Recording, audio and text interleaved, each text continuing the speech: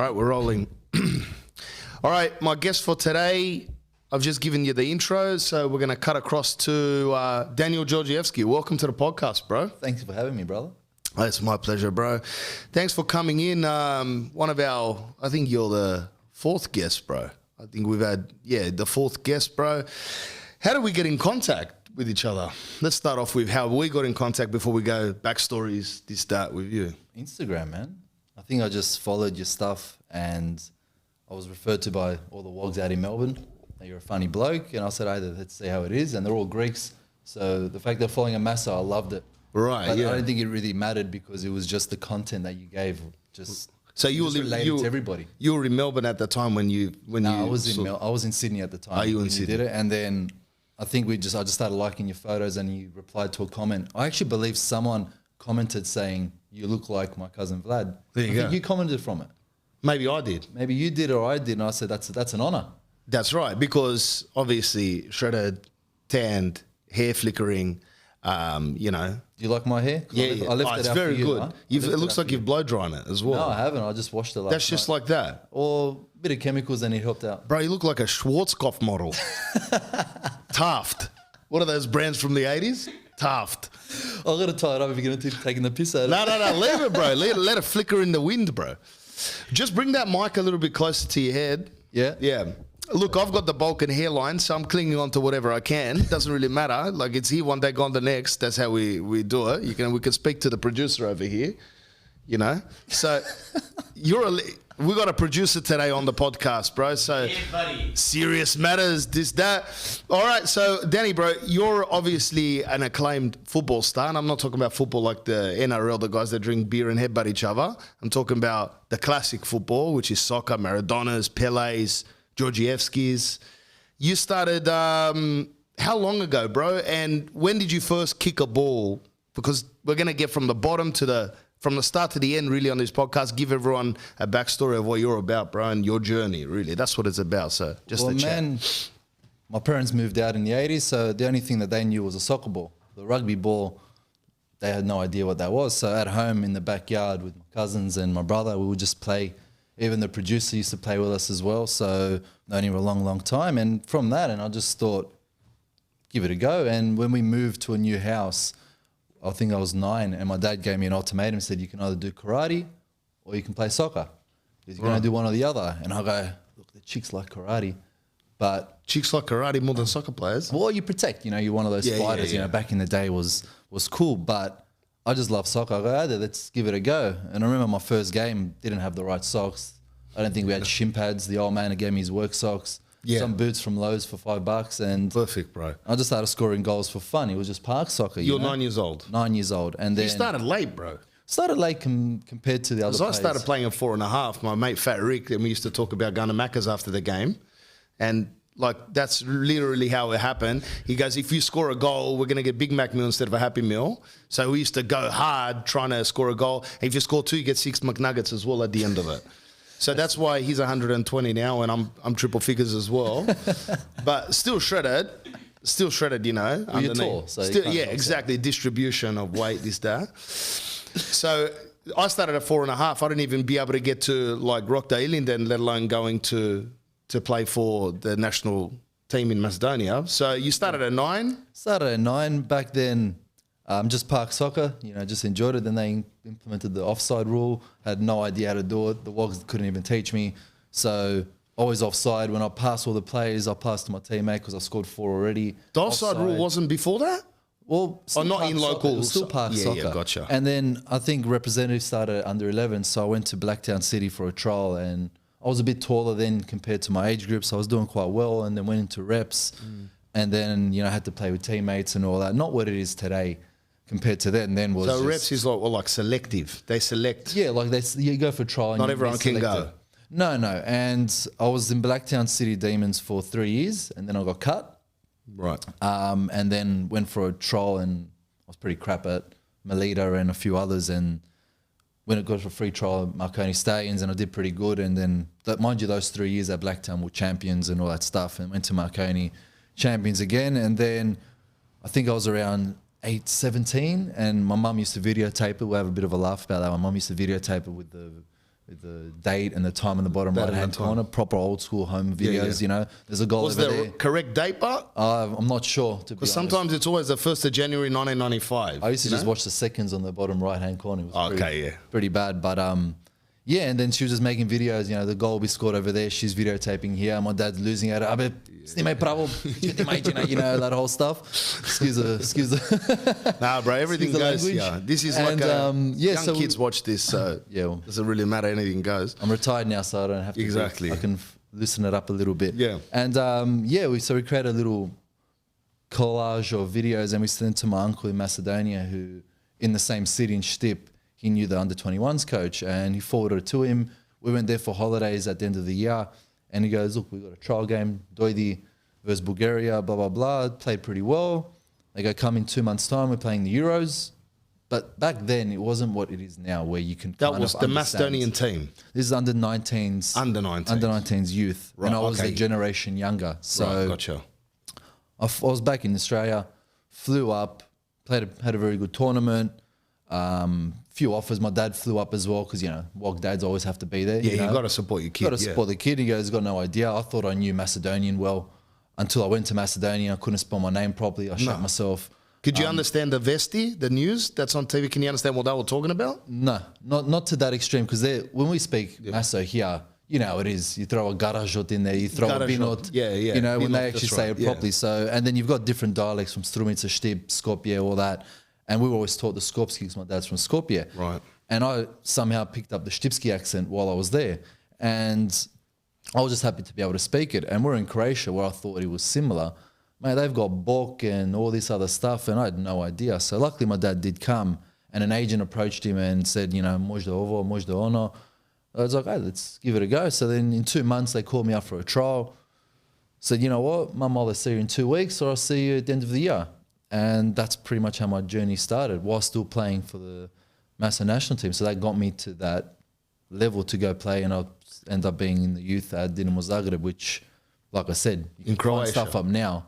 But back then you got your Luka Modric, Eduardo da Silva. They were massive players, but Were they your age? Back they then? were a few years older. But they Only were a the couple new years up-and-coming. older? Yeah, I think I'm 88. He was like 86, 85. Yeah, these right. Players. So they're a few Okay. years older, and like I said, didn't have access to this information what you have now. So I just went on the blind, and So hold on, let was me it. refresh this. You've gone from playing here at Marconi, and then your uncle got you into trial over there in Yeah, just a Macedonia. video through just a video, someone in some the videos, federation. which is good. So who sent the video? Your old lady or your old man? my parents. Your Or we parents. sent it to my uncle. You know, through. So they were like your agents. Well, if They- you want to label it, yeah, well, just But parents. did you go, Mum, send it to Dimche over there? Or I had no what's his idea. name? Yeah, Dimo. Dimo. Dimche. We'll call him Dimche. That's right. So- What's your Dimche? Did you send it to? Were you pushing, or you were just focusing on trying to put it on the top corner?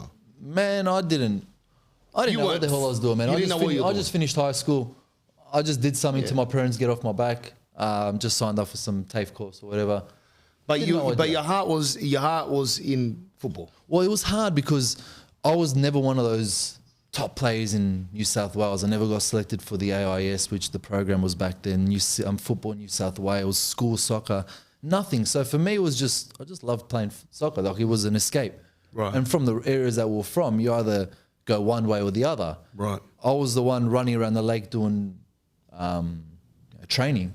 Running. While the boys are doing what they're doing. Did in you the car lick the park. lake at the end of it? Like after I finishing did liquor? swim a little bit. There was a goldfish that was a little bit too big. I think it might have too much Right. pollution in there. Yeah, yeah. But it was. No, we got to it was lick rivers at the end, hydration station. You know that.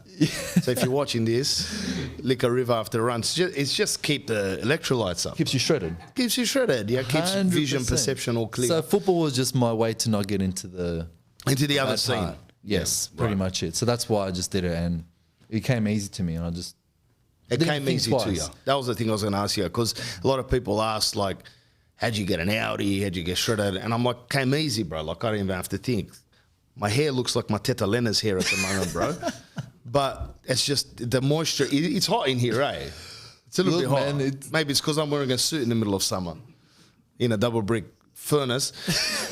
Anyway, so we're cutting back. You've gone to Maso. Now you've clicked over into Croatia now into Zagreb. And there's some teams there were under 21s. I was in the youth of Dinamo Zagreb. So you had your first team. Dinamo Zagreb. Okay. So the first team coach brought me in and said, we're going to build you up. Because in Australia, they've got no freaking idea about tactical and all that stuff. Okay. As in, like, what do you call it? Like a football university. Yeah, right, gotcha. Yeah, so I was training in the morning with the team, and at night I was doing... They don't have that here? It's not very well orchestrated? Academies. They have it here now. So if you're not training with your team, but I was there as an 18-year-old, wasn't finished my school, wasn't working. So my life was like a university of wake up, train, lunch, sleep, train, dinner, sleep. Every day. A year. For a year. So how old were you? I was 18. So while all the boys are partying at DC's back then, like we mentioned before. DCMs, yeah. Steve Play, shout out to Steve Play, scratching this, that, cutting in new songs. And so while the boys were doing that, I was there doing shuttle runs, man. Wow. Were you doing beep tests? I think there were beep tests back then. Back then you could have done like line sprints back Yeah, man. They had a different style than what it was. Some of the boys were doing line sprints in the toilets back then while you were doing line sprints in the field. Well, that's why I didn't know whether to go to DC's or go to the field. You picked the right path, bro. Don't worry about it. No regrets. All right. So then, you're 18 years old. Do you stay there? I was there for the youth. They sacked the coach. So the funny thing is, he was 22-0, so he didn't lose a game all year. And he was having complications with the president.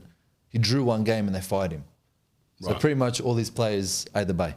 Politica. Well, that's football, man. And it's life.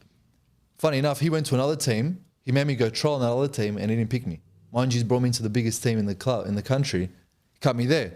But because I was in a Dinamo Zagreb youth, you already have a sort of status. And I was Is that a big team?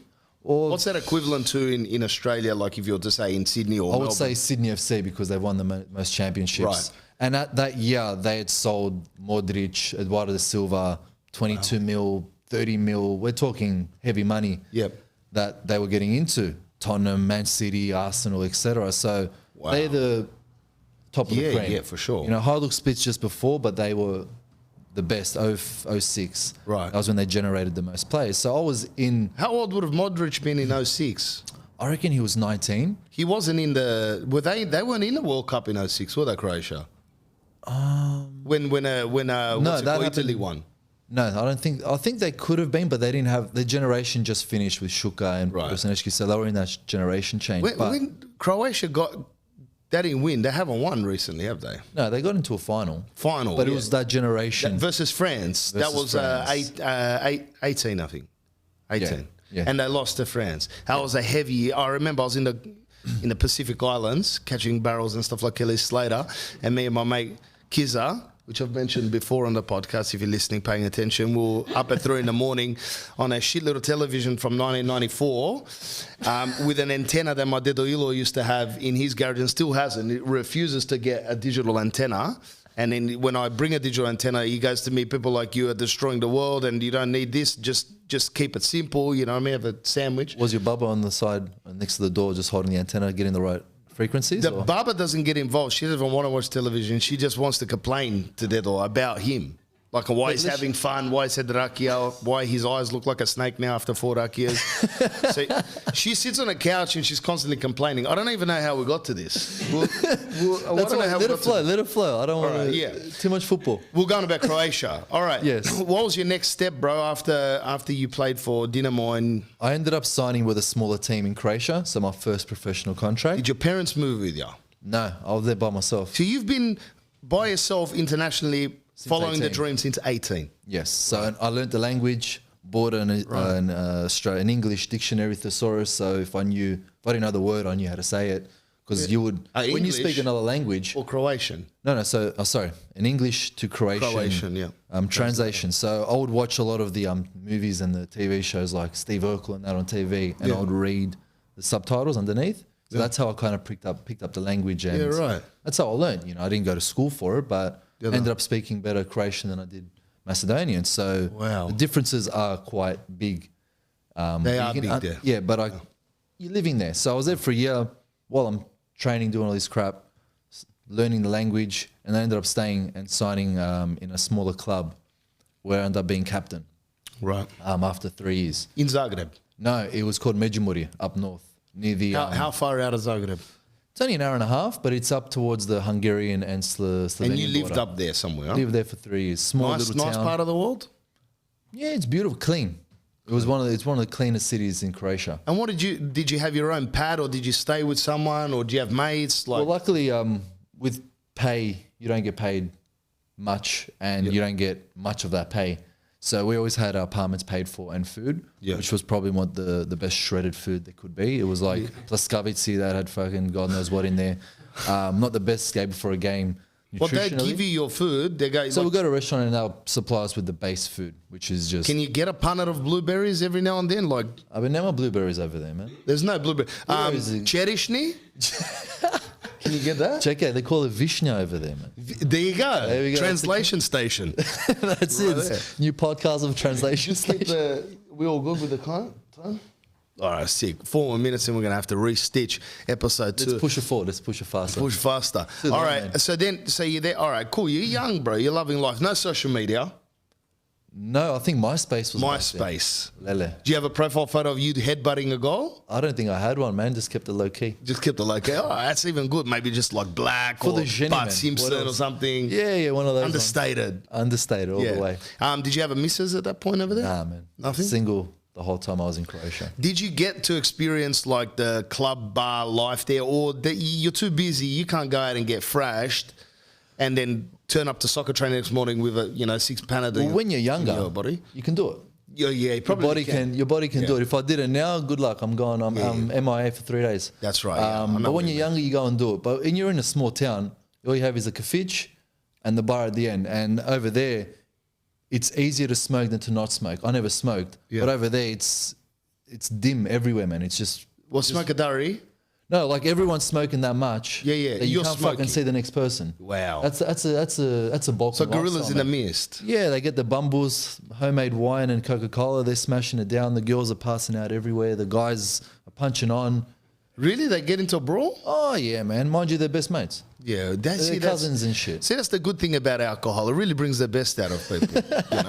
After 3 or 4 drinks, you love your parents, you love your missus, you love your dog even when you get home. You get to see how people's characters change. Yeah. They're nice and subtle. But when the alcohol gets in, these guys are bloody raveheads. And Yeah, that's there's no right. store, man. So it's actually funny. Everyone's pissed.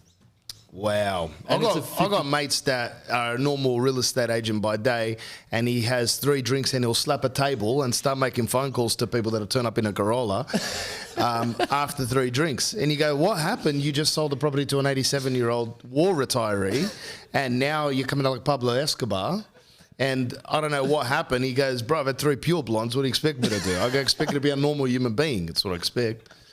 But the alcohol does bring out the demon in most people, I try to douse the demon with a couple of rakias like kill it, but a prick knows how to swim.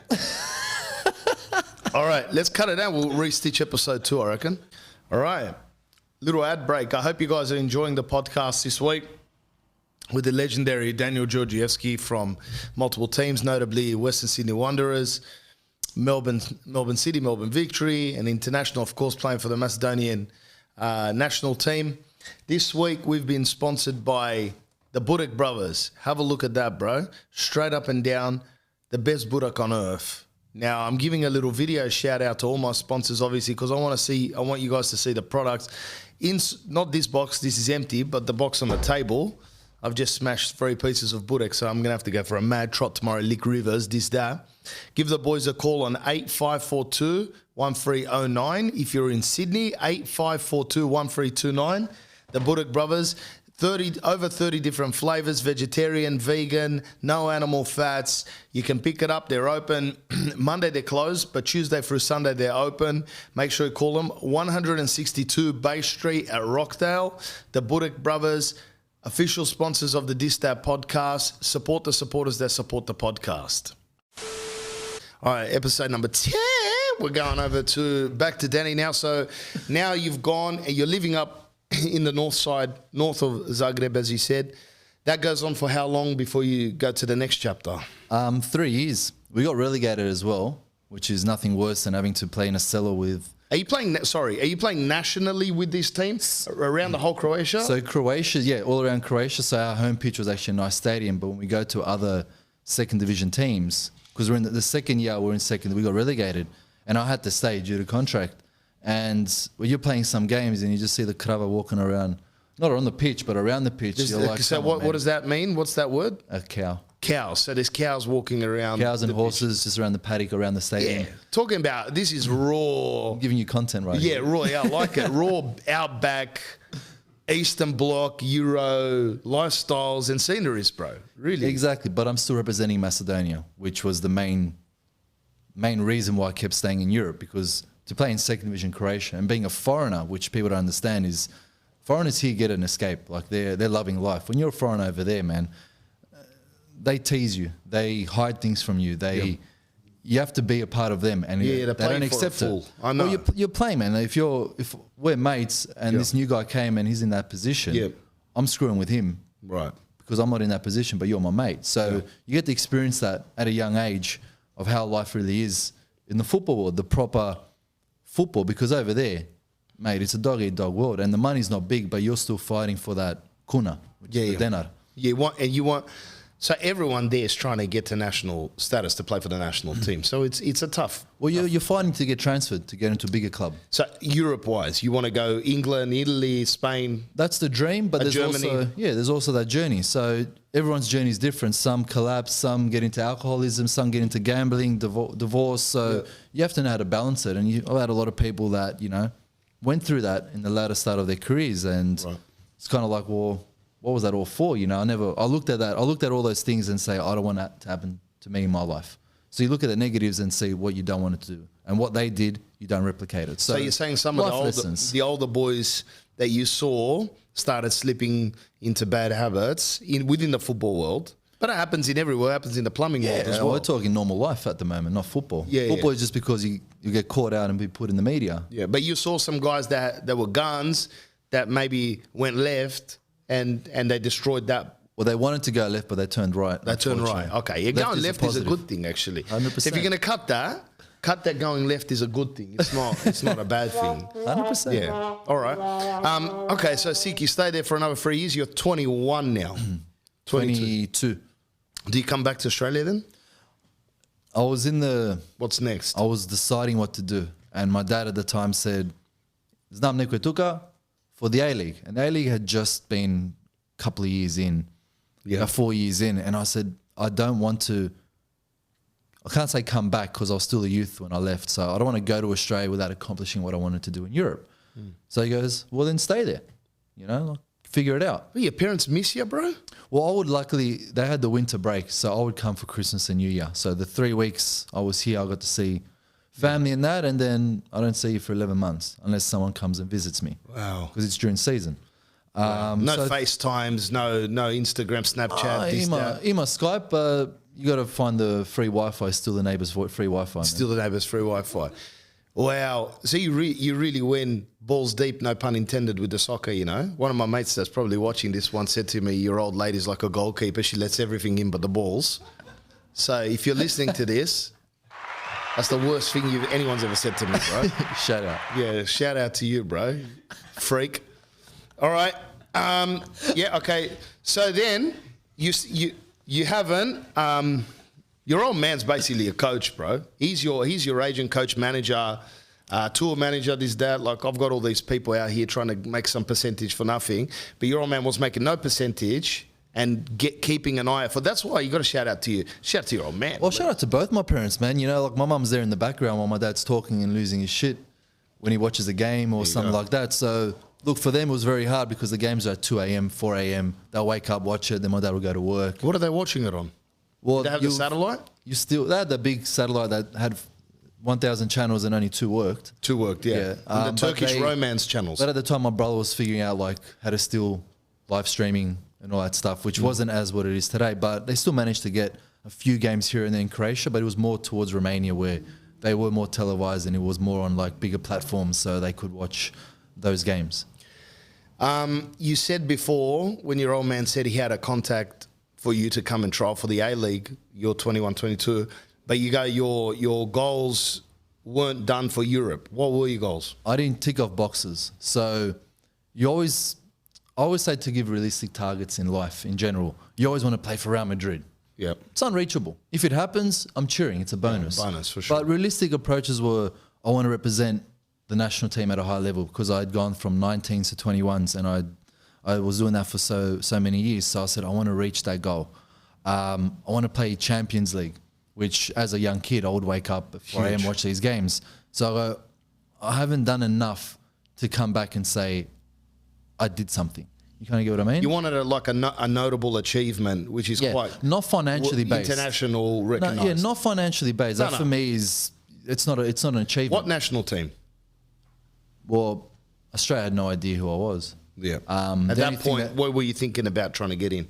Oh well, I was representing Macedonia, and they were the ones that were keeping me in Europe. So whoever called, I would go. Australia, the only thing that they called was for a compensation when I signed my first professional contract, which could have destroyed my professional career before it started. But they call for a compensation. What's that? It's a training compensation from the youth teams from Blacktown City and Marconi, and it's legally allowed through FIFA. But they sent it over there, and my old man and a few lawyers and that managed to get me off it, which was lucky because they didn't invest. It's pretty much if you invest in a player, then you get compensated. They didn't invest anything at me, and they wanted to make $250,000.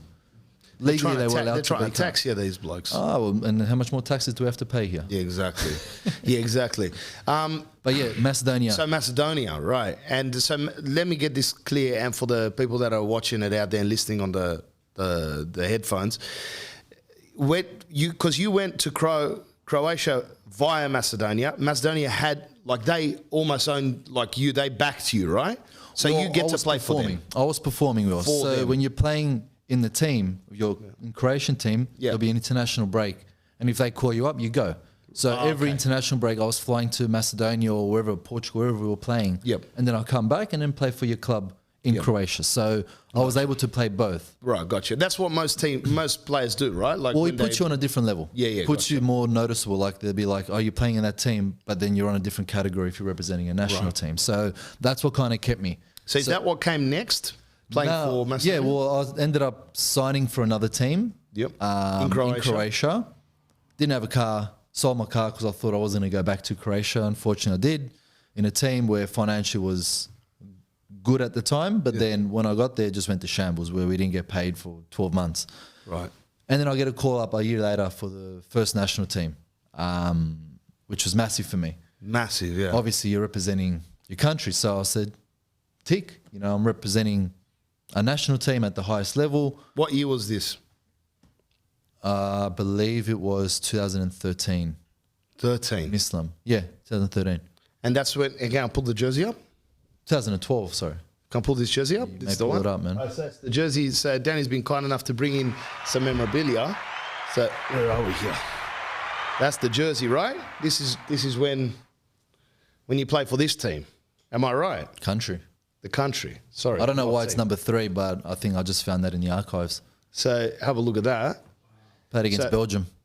Your old lady had that snap locked in plastic Glad wrap. Not Glad wrap. She had it stored for you. That's a good mum, bro. That's my mum when she stored all my bodyboarding magazines after 3 years when I left the house. She thought I betrayed her with my wife and she threw them all in the bin. So, I mean, if you're listening, mum, don't do that stuff, you know what I mean? That's why I took all my records and put them in this studio because she would have dumped those as well in Tempe Tip. The other one that's sitting on top of the Burek boxes? On top of the Burek boxes. 100%. So then, this a while, bro. Like, hold on. We're talking about... I'm 6 years in... I'm 5 years in Croatia at the moment. So you've been living a vast amount of time of your life, 30% of your life, in Croatia. Are you enjoying yourself in the lifestyle, the European lifestyle, bro? Well, you don't have money. But for me... not many of them do. But like not many of them do. lifestyle. So I got to see how it is to live when you have limited. So the only thing that I kind of needed, when I call my old man, I go, give me $50. And he goes, take 100. I go, no, man, $50 is all right. Coffee's €1. If you go out, it's not expensive. Yeah. It's all I need. You know what I mean? So it's a minimalist, almost like you're like IKEA as a human. Pretty much the IKEA of humans. In a sense. Yeah. So I had no choice because I was chasing a dream. Right. And then I remember my first call up for the national team. It was a coach named John Toshak, who is an absolute legend. He played for Liverpool. He coached Real Madrid. And he called me up because he just saw who it was, and he was a transition in the national team. I get a call up, man, and we're playing Russia, who at the time had these mad players. One was in Chelsea, Zhivkov, and Arshavin was in Arsenal, which is massive, right? Huge. We're flying out to Moscow, and I thought I wasn't going to be in the final cut of the teams. Right. I remember my mum called me and she goes, "Are you going to Russia?" I go, "I actually think I'm starting." She goes, "Abenezai Baba, man." I go, "I don't know. I think I am. Like I'm in training. He's put him in the first 11." We go up to Moscow, and I won't forget this story because there was a player called Goran Popov who played in Dinamo Kiev on big money, big club, and he goes, "But when we go to Moscow, I've got no time. Can you go to the Louis Vuitton store and pick me up a Louis Vuitton bag for my iPad? It's about $5,000. He goes, "You got it?" And I go, "I'm the young boy. I'm new." I go, "Yeah, no worries, man." He goes, "I'll pay you after, no worries." This is a guy. He needs a Louis Vuitton bag. This He needs guy a can't go bag to for his Zara. iPad that he just bought. He can't go to Zara. This guy. He's got to go Louis Vuitton for a Zara hat. wasn't back then. Okay. So Zara for a was- satchel. Back then was Bershka or something like that. I've Anyway, never heard it's of one of that. those European cheap brands. Right. Anyway, and I'm shitting myself. I'm in the hotel. We're about to go on this tour, and one of the reporters came and they wanted to do an interview similar to this. And while we finished the interview, the tour left. So I went up to his room. I go, "Oh, sorry, man. Like I wasn't able to." He goes, "I didn't need it anyway." I'm like, this guy would have. I don't know how I'm going to fork out $5,000 for a freaking little bag. He goes, "I didn't need it." I'm like, What are you gonna say? "What are you going to say? He's an older player. Respect. You know how it is Popov is massive bloke. for the national team." Yeah, And this guy's ripping around with the. But doesn't he know in Bitola that he can get a Louis Vuitton bag in the back streets for $14?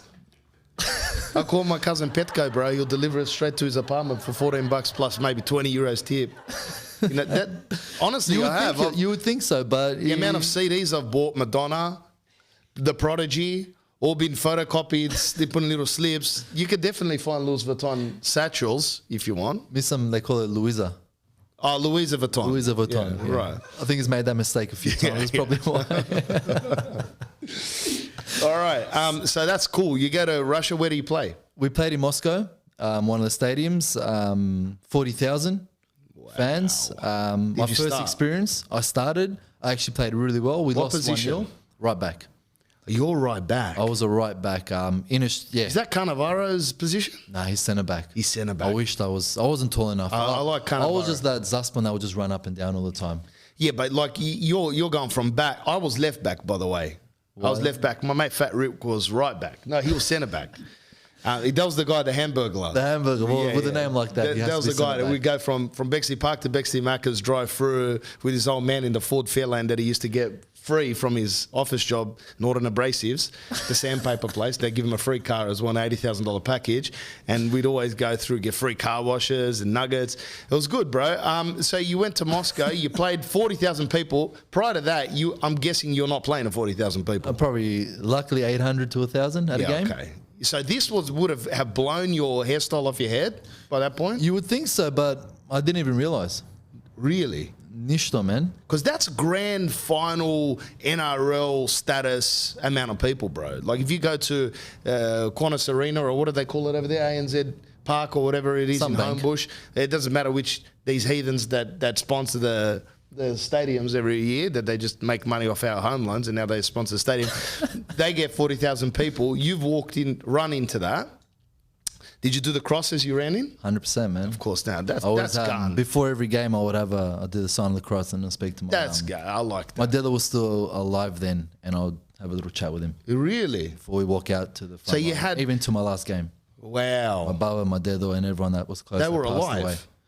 My dedo had passed away at that time. At that time. So it was like a little, what do you call it? Like a ritual, a spiritual ritual before you got on. Did you do that as you go on the field and also in the change room? So as you come out Into pitch? Yeah. into the pitch, you do between that and lining up, Yeah. I'll have that little ritual that I'll have, and then you sing the national anthem. And this was even in club games where, just every game it was just a habit. of Right, mine. yeah, that's good. That's good. Get you in a bit of a zone. All right, sick, bro. And after that, did you guys win that game? No, we lost. I had a pretty good campaign. It was, I think it was for the Euros, qualifications for the Euros, which we didn't make because we had big teams playing in our This groups. was what year would have that Euro been? 2012. I think that was a 2012. 2012. Because then it was 2014 World Cup, 2018 World Cup. Yeah, so it would have been the 2 years before the World Cup. Okay, 2012. So 2012, this would have right. been 2011, 2012. Okay, gotcha. All right, for the Maso team. That's when you started. How old are you at that point? 23. 23 years old. So so at this point, bro, you're ticking off some major things. When you got that phone call from the guy to invite you over to come and play for the team or try it for the team or whatever, what was your feeling like after that phone call? Were you just centered, happy, or were you jacked? Were you excited? A friend was driving me back into Shibboleth. I was playing in Shibboleth at this time. And I called my dad and he goes, don't say yes yet because Australia might call you. And I just went, Socceroos? I go, Yeah. I don't think they know that I exist. Right. I go, why would I go somewhere else when these people have been loyal to me? Mm-hmm. Of course I'm going to represent Macedonia. He goes, look, you just never know. I go, well, because if you represent one national team, you can't represent another national team. So, Is that the rules? and he just said, look, right. Neznash, you don't know what will happen. I go, this was a Wednesday. They booked the flight for the Sunday. I go, Dad, it's a good suggestion, but I think I'm representing Macedonia. I go, the first game is versus Russia. Here's an opportunity. I'm in a team where we're in the first division, but we're struggling, mid-table, and you don't know what will come from it. So, I just didn't really think about it, to be brutally honest. Wow. So you're more process focused from what I can see. You're just like one day at a time, one game at a time, just etching forward. Yeah, I think about today, not about tomorrow. Yeah, that's good. Yeah, well, it's like a winner's mindset, bro. A lot of people have distant goals, like a vision where you want to go, but then they don't suffocate themselves because they're not there yet. Like we're in a double brick garage at the moment. I got the Audi at the front, but we got water dripping out through the roof. Me and the producer over here, we were painting the roof with tile cement, which is not supposed to be on a roof, but that's what happens when you listen to your father-in-law that's had the tile cement in under his house for the last 4 years and he doesn't want to get rid of it. This guy doesn't even want to throw out rubbish. That's how much he saves things. And, you end up focusing more on the end goal, and then you frustrate yourself out of a career. But it sounds like to me you were just every day at a time. You knew that you were going somewhere because of the work you're putting in, right? But look, everyone puts in a lot of work with every job that they do. Not everyone, bro. I know a lot of people that don't put shit in. Dimche and Jovche probably don't, but Blagoche, maybe. I know people that are professionals at pretending to work. Well, look. Turn up in a tie, you'll sit at his desk, he's clicking on the keyboard, the computer's not on. And he's like, oh, yeah, hello, you want to see that unit? Oh, no worries, I'll see you there, Barbara. There's no Barbara. There's no Barbara. No, you know what I mean? He's talking to his missus about picking up the pork chops on the way home from work. We're going to cut that. Let's cut that. We'll cut that and we'll move on to episode 3. All right. Thanks for tuning into the podcast. Another sponsor for you guys, Orange Legal Group, or famously known as Orange Legal Group. You've seen it live now on the video. They've been sponsoring us for a long time. They are the one-stop shop for conveyancing, for purchasing properties. They also do accounting and they do mortgages. So if you're looking to buy like Vlad, villas, land, apartments, duplexes, or anything, houses, whatever you want to do, semis, flats, villas, as I've mentioned before, make sure you speak to Orange Legal Group. They are a Melbourne-based company in Essendon, and they wrap and stitch from there, but they can do the whole Victoria. Plenty of gladiators are calling in. Mention Vlad. If you mention Vlad, you're going to get a free stitch. And everyone likes a little bit of freebies. If you hit them up at orangelegalgroup.com.au, orangelegalgroup.com.au, they're at Suite 6, Level 2, 902 Mount Alexander Road in Essendon, Melbourne. Orange Legal Group on their socials, at Orange Legal Group on their socials. Mention Vlad. They support the supporters. Then support the supporters that support the podcast. Make sure you'll get a little bit of a discount, whatever, but also keep this coming to you immaculate and free. Stitch at. All right, so you lost that game in Russia. Sorry, I went off on a tangent. You lost that game in Russia. Now you're a free agent. I was playing for the national team for a year. Yep. Finished with Shibboleth, and I'm a free agent. You're a free agent. Where are you living at the moment? I went at the end of the season, we have international games, and I just stayed at my witch's house in. So you're back in Macedonia. Back in Macedonia, just hanging out. This 2012 now. 2012, yeah. 2012. So what's the next goal, bro? Like you heading home to see the folks, or you just stayed there for a bit? No, so during the summer in Europe, the break's quite small. So Yep. it's like maybe 2 weeks. Yep. So I would always come back in winter, which is December, January in Europe. Australia's Summertime, perfect. yeah. So I'll come back looking like a Yeah. shredded and tanned. Shredded and tanned. 100%. Yeah, So- looking like a Nicaraguan fruit salesman. Yeah, on the side of the road with 4 teeth and 7 mangoes.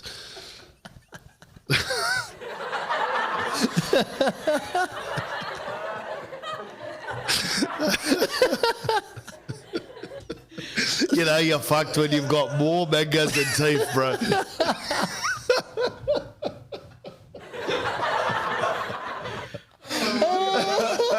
Where did that come from, man? Nicaraguan just got me right there. Hey, Central Americans, these guys are tan 11 months out of the year. Okay, check them out. So let's recap.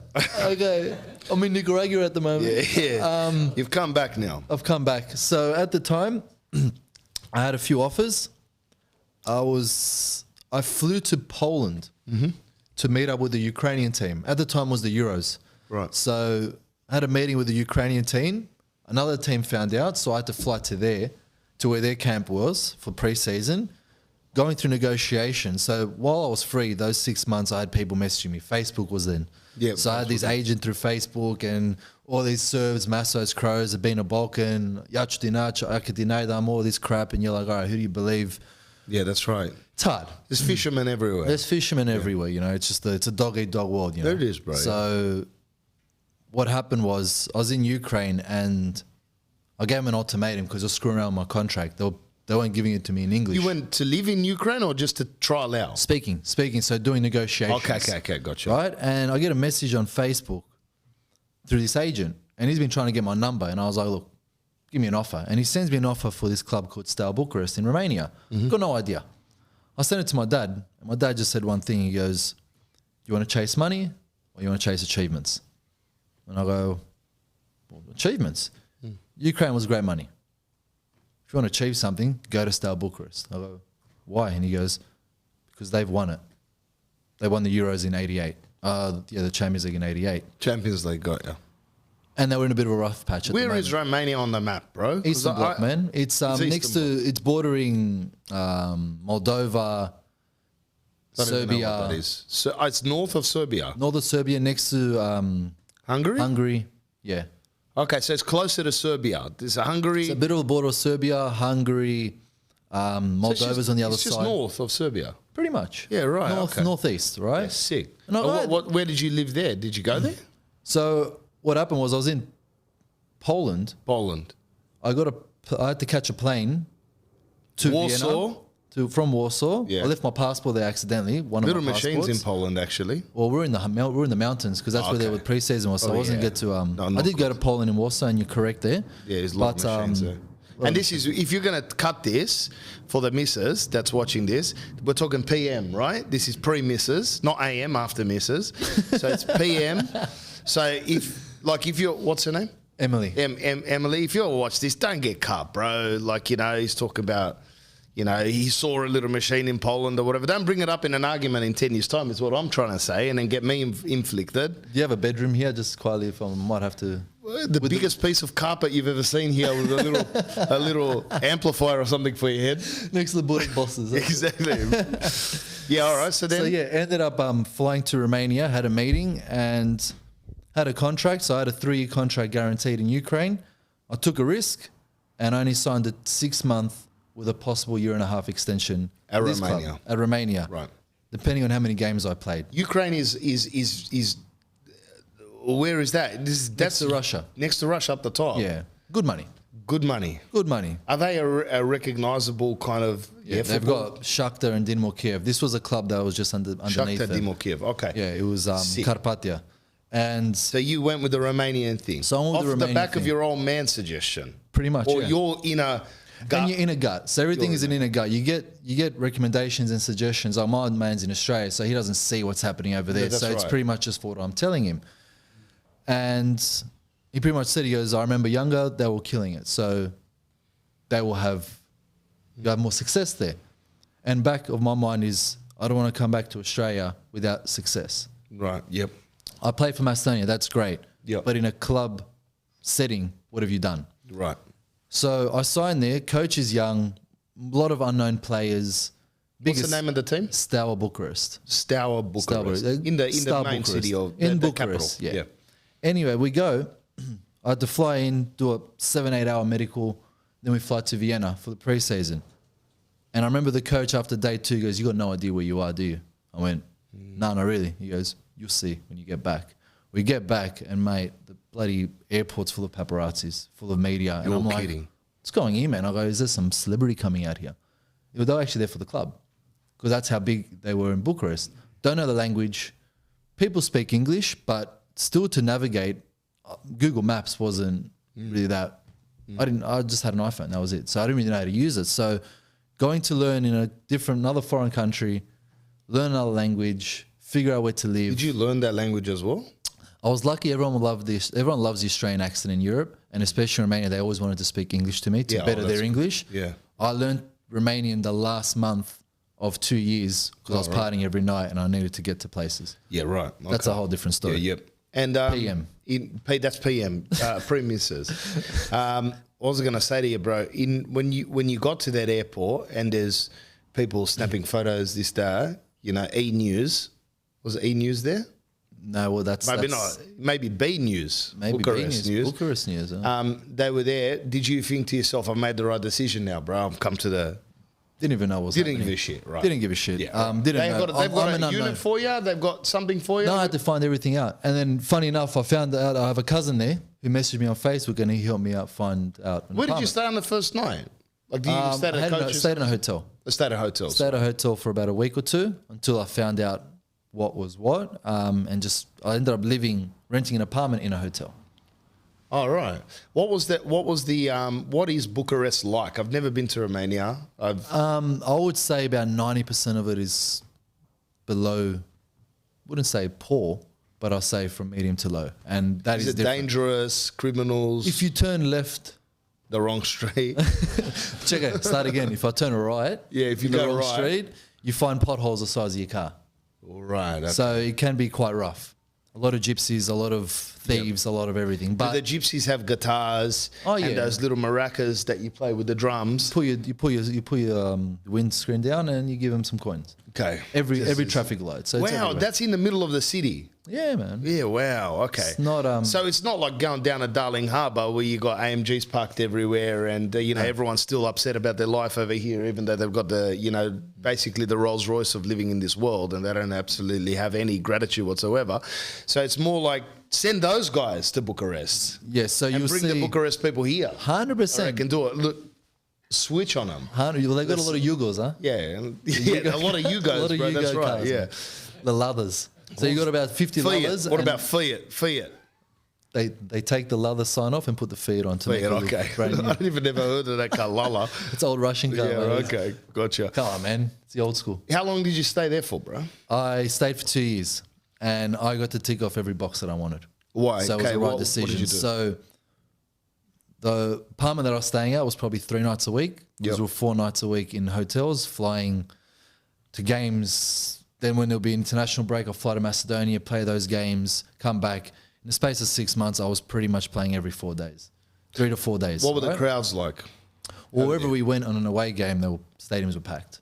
Stadium packed. What about local games? Well, at home games? Your home games, sorry. 30, 40,000. Jesus Christ. On a regular?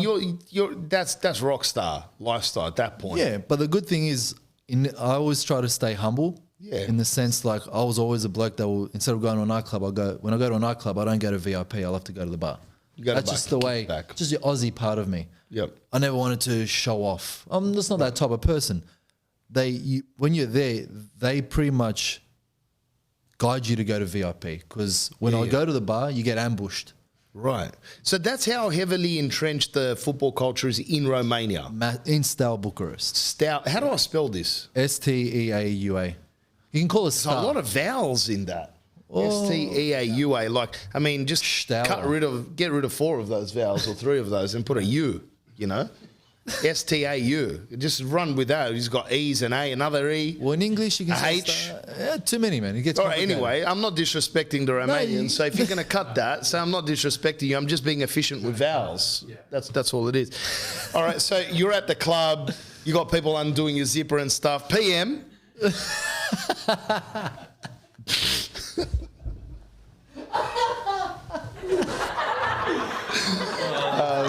I'm going to cut that, bro.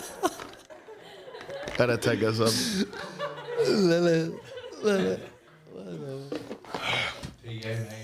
All right, so you're at the club. As you said, 4 nights a week you're traveling, you're doing your thing, and 3 nights you're back at home. You don't have time for anything, man. It's just football. You're training every second day, every day? What are you doing? Every day, man. It's your life. It's you're your playing.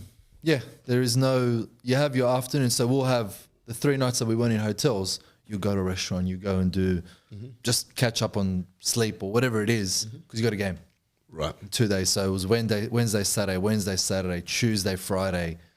So There's twice a week you got games. Twice a week, and you're in hotels before the game and after the game. So there's no life, as you would say. So I felt sorry for It's a full. What do you call it, bro? It's a Football grind. experience. It's a grind, as they say.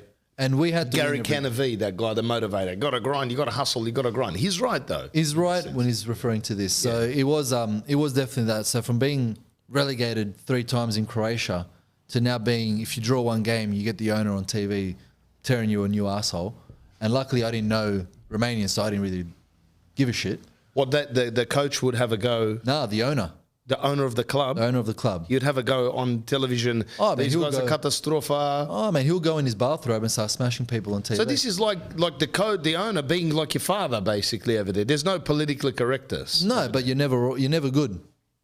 Right. So You always have to be better. it's a tough, what do they call it? A tough marker. It's a yeah, They're well, marking you hard. They're marking you hard, and That's good. because they're all these rich billionaires, multimillionaires that own these clubs. They're smashing each other all the time. You haven't won it in so long. You're a big club. You have all these fans.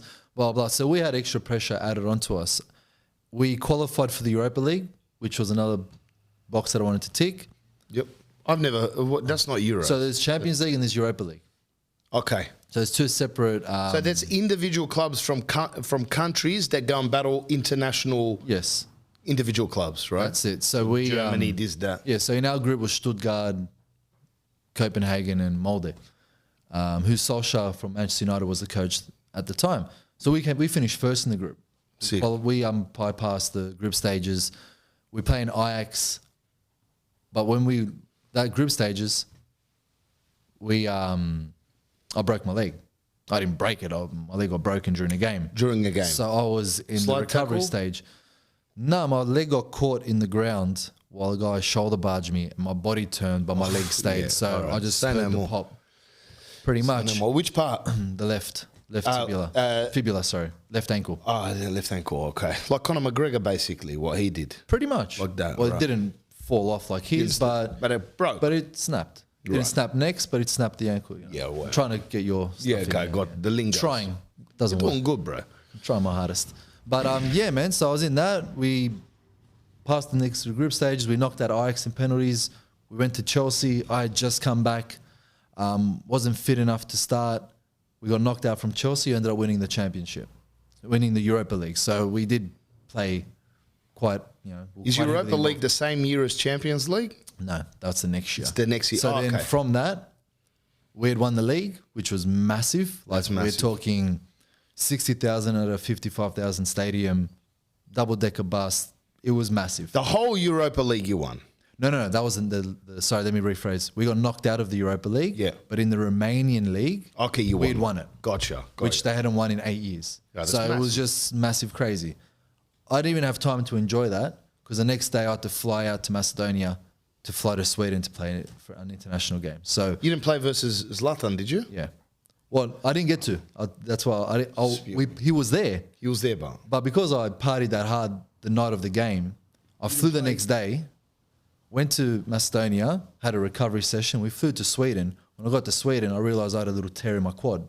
And then we had to fly to Norway after that. How do you realise as soon as you start running? Well, I think the alcohol got out of my system, and I think that's when I'm like, this doesn't feel right. Right. It was a little tear, but I did get to see Zlatan. He's a machine. You got to me. So a lot of people have said in the past that I look like the more shredded version of Zlatan.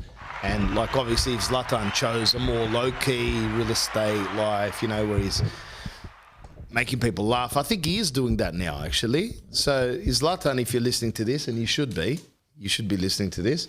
Now I'm interviewing people that have met you in the past. So full circle, it's come around. So when I went to France for my honeymoon, my hair was longer like that, had it tied up, slightly more shredded, right? Because you put on a little bit of tits and a gut when you become a dad. And I'm just saying that's biology. That's not me with choices. I'm not eating custard tarts and drinking chocolate move. I'm literally, like even the Burek brothers gave us Bureks. It's still sitting there on top of the DJ equipment. I haven't had any, right? Not yet. Respect. But yeah, Zlatan, I love Zlatan, bro. Yeah. When I went to PSG to buy a jersey, someone goes, yeah, Zlatan. They were saying it to me. And I had no idea who he was. This is 2013. And I go, who's that, bro? Why do you guys say that? And they go, have a look. And there's like a 12-foot poster of this guy inside of the store. And they go, that's Zlatan. And I go, Zlatan? That's like, you know what I mean? Like my mum used to call me Zlatan. Zlato, sorry, which is gold, right? Zlatan means golden. So he's Golden Ibrahimovic, that boy. He's Golden Ibrahimovic. But did you meet him? Did you see him? What was he doing? Was he writing his own like bio? What was that? No, it was a game. So we had a friendly game. He was playing. So he's a gun. He's a big boy. Like I just looked at him and I said, he's just too massive. He's like 6'6", isn't he? 6'6", he's almost, yeah, he's huge, big foot. Bro. Big foot. Just a And he would be coming at you, bro. I didn't get to play because I realised I was injured. I know, but I'm spewing. If you didn't have the tear, he would be around you, hanging around you, so you'd have to defend him. I would have to try to defend him. Yeah. So luckily I didn't. I can't remember the result of the game. I just remember that I wanted to go on holidays for 10 days before I had to go back to pre-season. Right. So went back to Masso, got a scan, had a little tear, went to Greece for a little holiday, flew back to Romania. Where'd you go in Greece? In Solom. Thessaloniki. One of those Hilki Diki or something like that. Just a couple of days just to unwind and get out, and then back to business. It is 4 days a week, pre-seasons, etc. Had a couple of Slovakia fuck yous. Maddest food over there, bro. That's why Wow Catering used to sponsor the podcast. They used to wrap a Slovakia fuck ya, which was one of the nicest. It's a mad dish to me. All right, well, we're going to crack on from here. Let's go. All right. Another little podcast sponsorship break here. Bruce Super Convenience, the #1 Aussie snack plug. Live on the DAT podcast. It's a US food specialist, bro. The juicy stuff is in their stories. So make sure you follow them at Bruce Super C. At Bruce Super C, short for convenience. www.brucesuper.com.au is their website. You can search for all the weirdest, coolest, most left field and most regular snacks from around the globe into Canberra and ship straight to your house. Mention Vlad to get freebies. Mention Vlad, they give you a whole bunch of freebies. www.brucesuper.com.au. Go and have a look at some of the coolest snacks that you're going to find when you're doing Netflix and chill with your missus, or even if you're driving a ton load of stuff from Zara from Melbourne to Sydney in a truck and you're the truck driver, throw a Jaffa in your mouth, bro. Throw some snacks, Lay's chips, put a Monster energy drink, watermelon chili infusion, some weird Puerto Rican spiced noodle. Who knows what they've got, bro? www.brucesuper.com.au. Support the supporters that support the podcast. Okay, so you've had your little break in Greece. You've come back. What's the next step, bro? Where do you go? I had a 2-year contract, so it triggered the clause that I said initially in Romania. Yep. We go on a pre-season. I've recovered slightly from the broken leg. My ankles were not the same, but I was still just grinding it through. I go, look, if I manage to live 6 years with nothing, I'm here now. I'm not going to let a broken leg fuck with me. So we're in pre-season. We're getting prepared for these Champions League qualifiers. and we got in.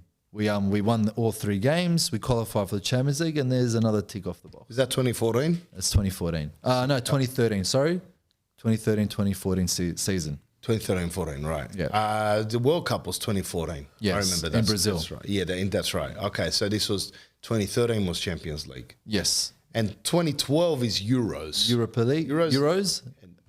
So there's a lot of competitions. Yeah, You can get much confusing. Gotcha. So you got into the Champions League So get into the Champions League. with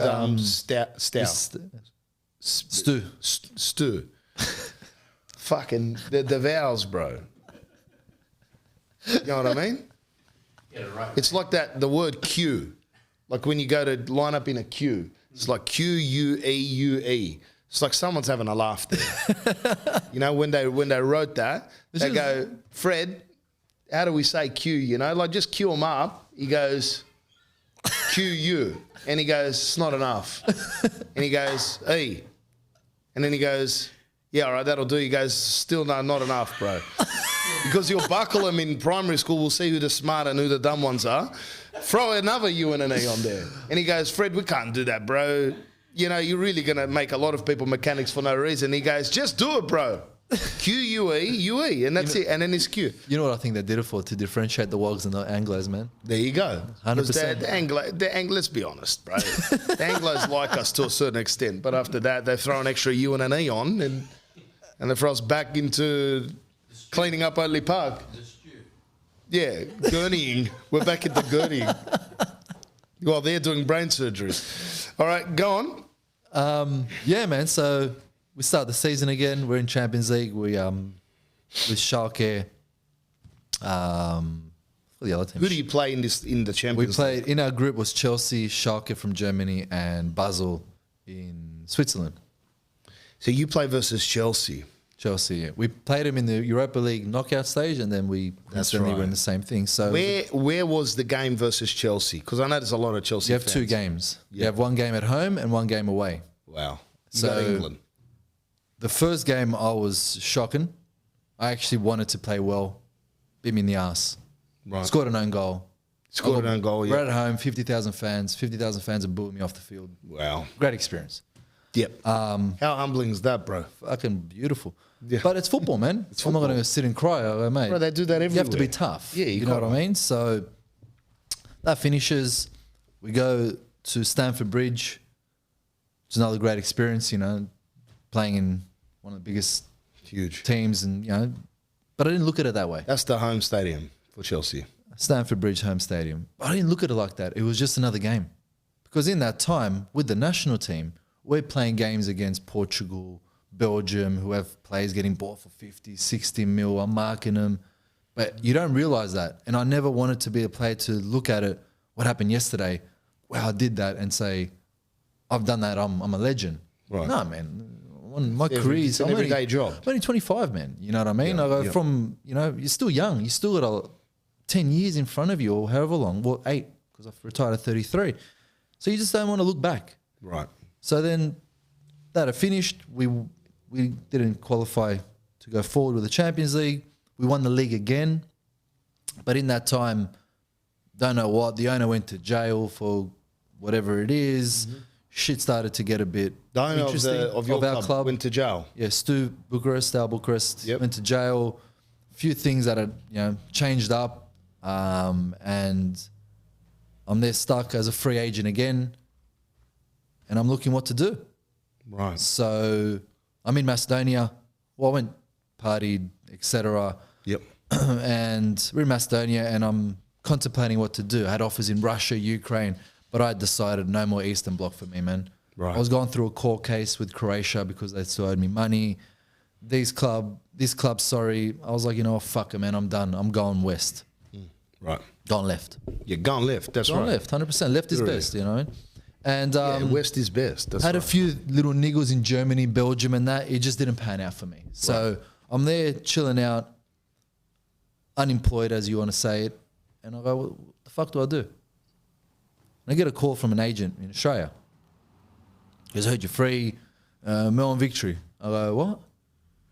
I didn't really follow the Australian league because the amount of football that I played, the last thing I want to do is watch more football. I go, what's Victory? Do they win it? He goes, no, that's the name of the team.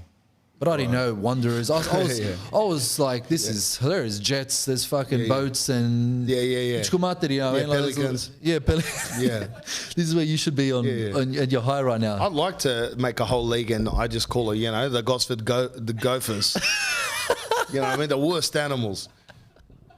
So I think the Wollongong Wombats. You're going to chime in. The rocked up the Where we got the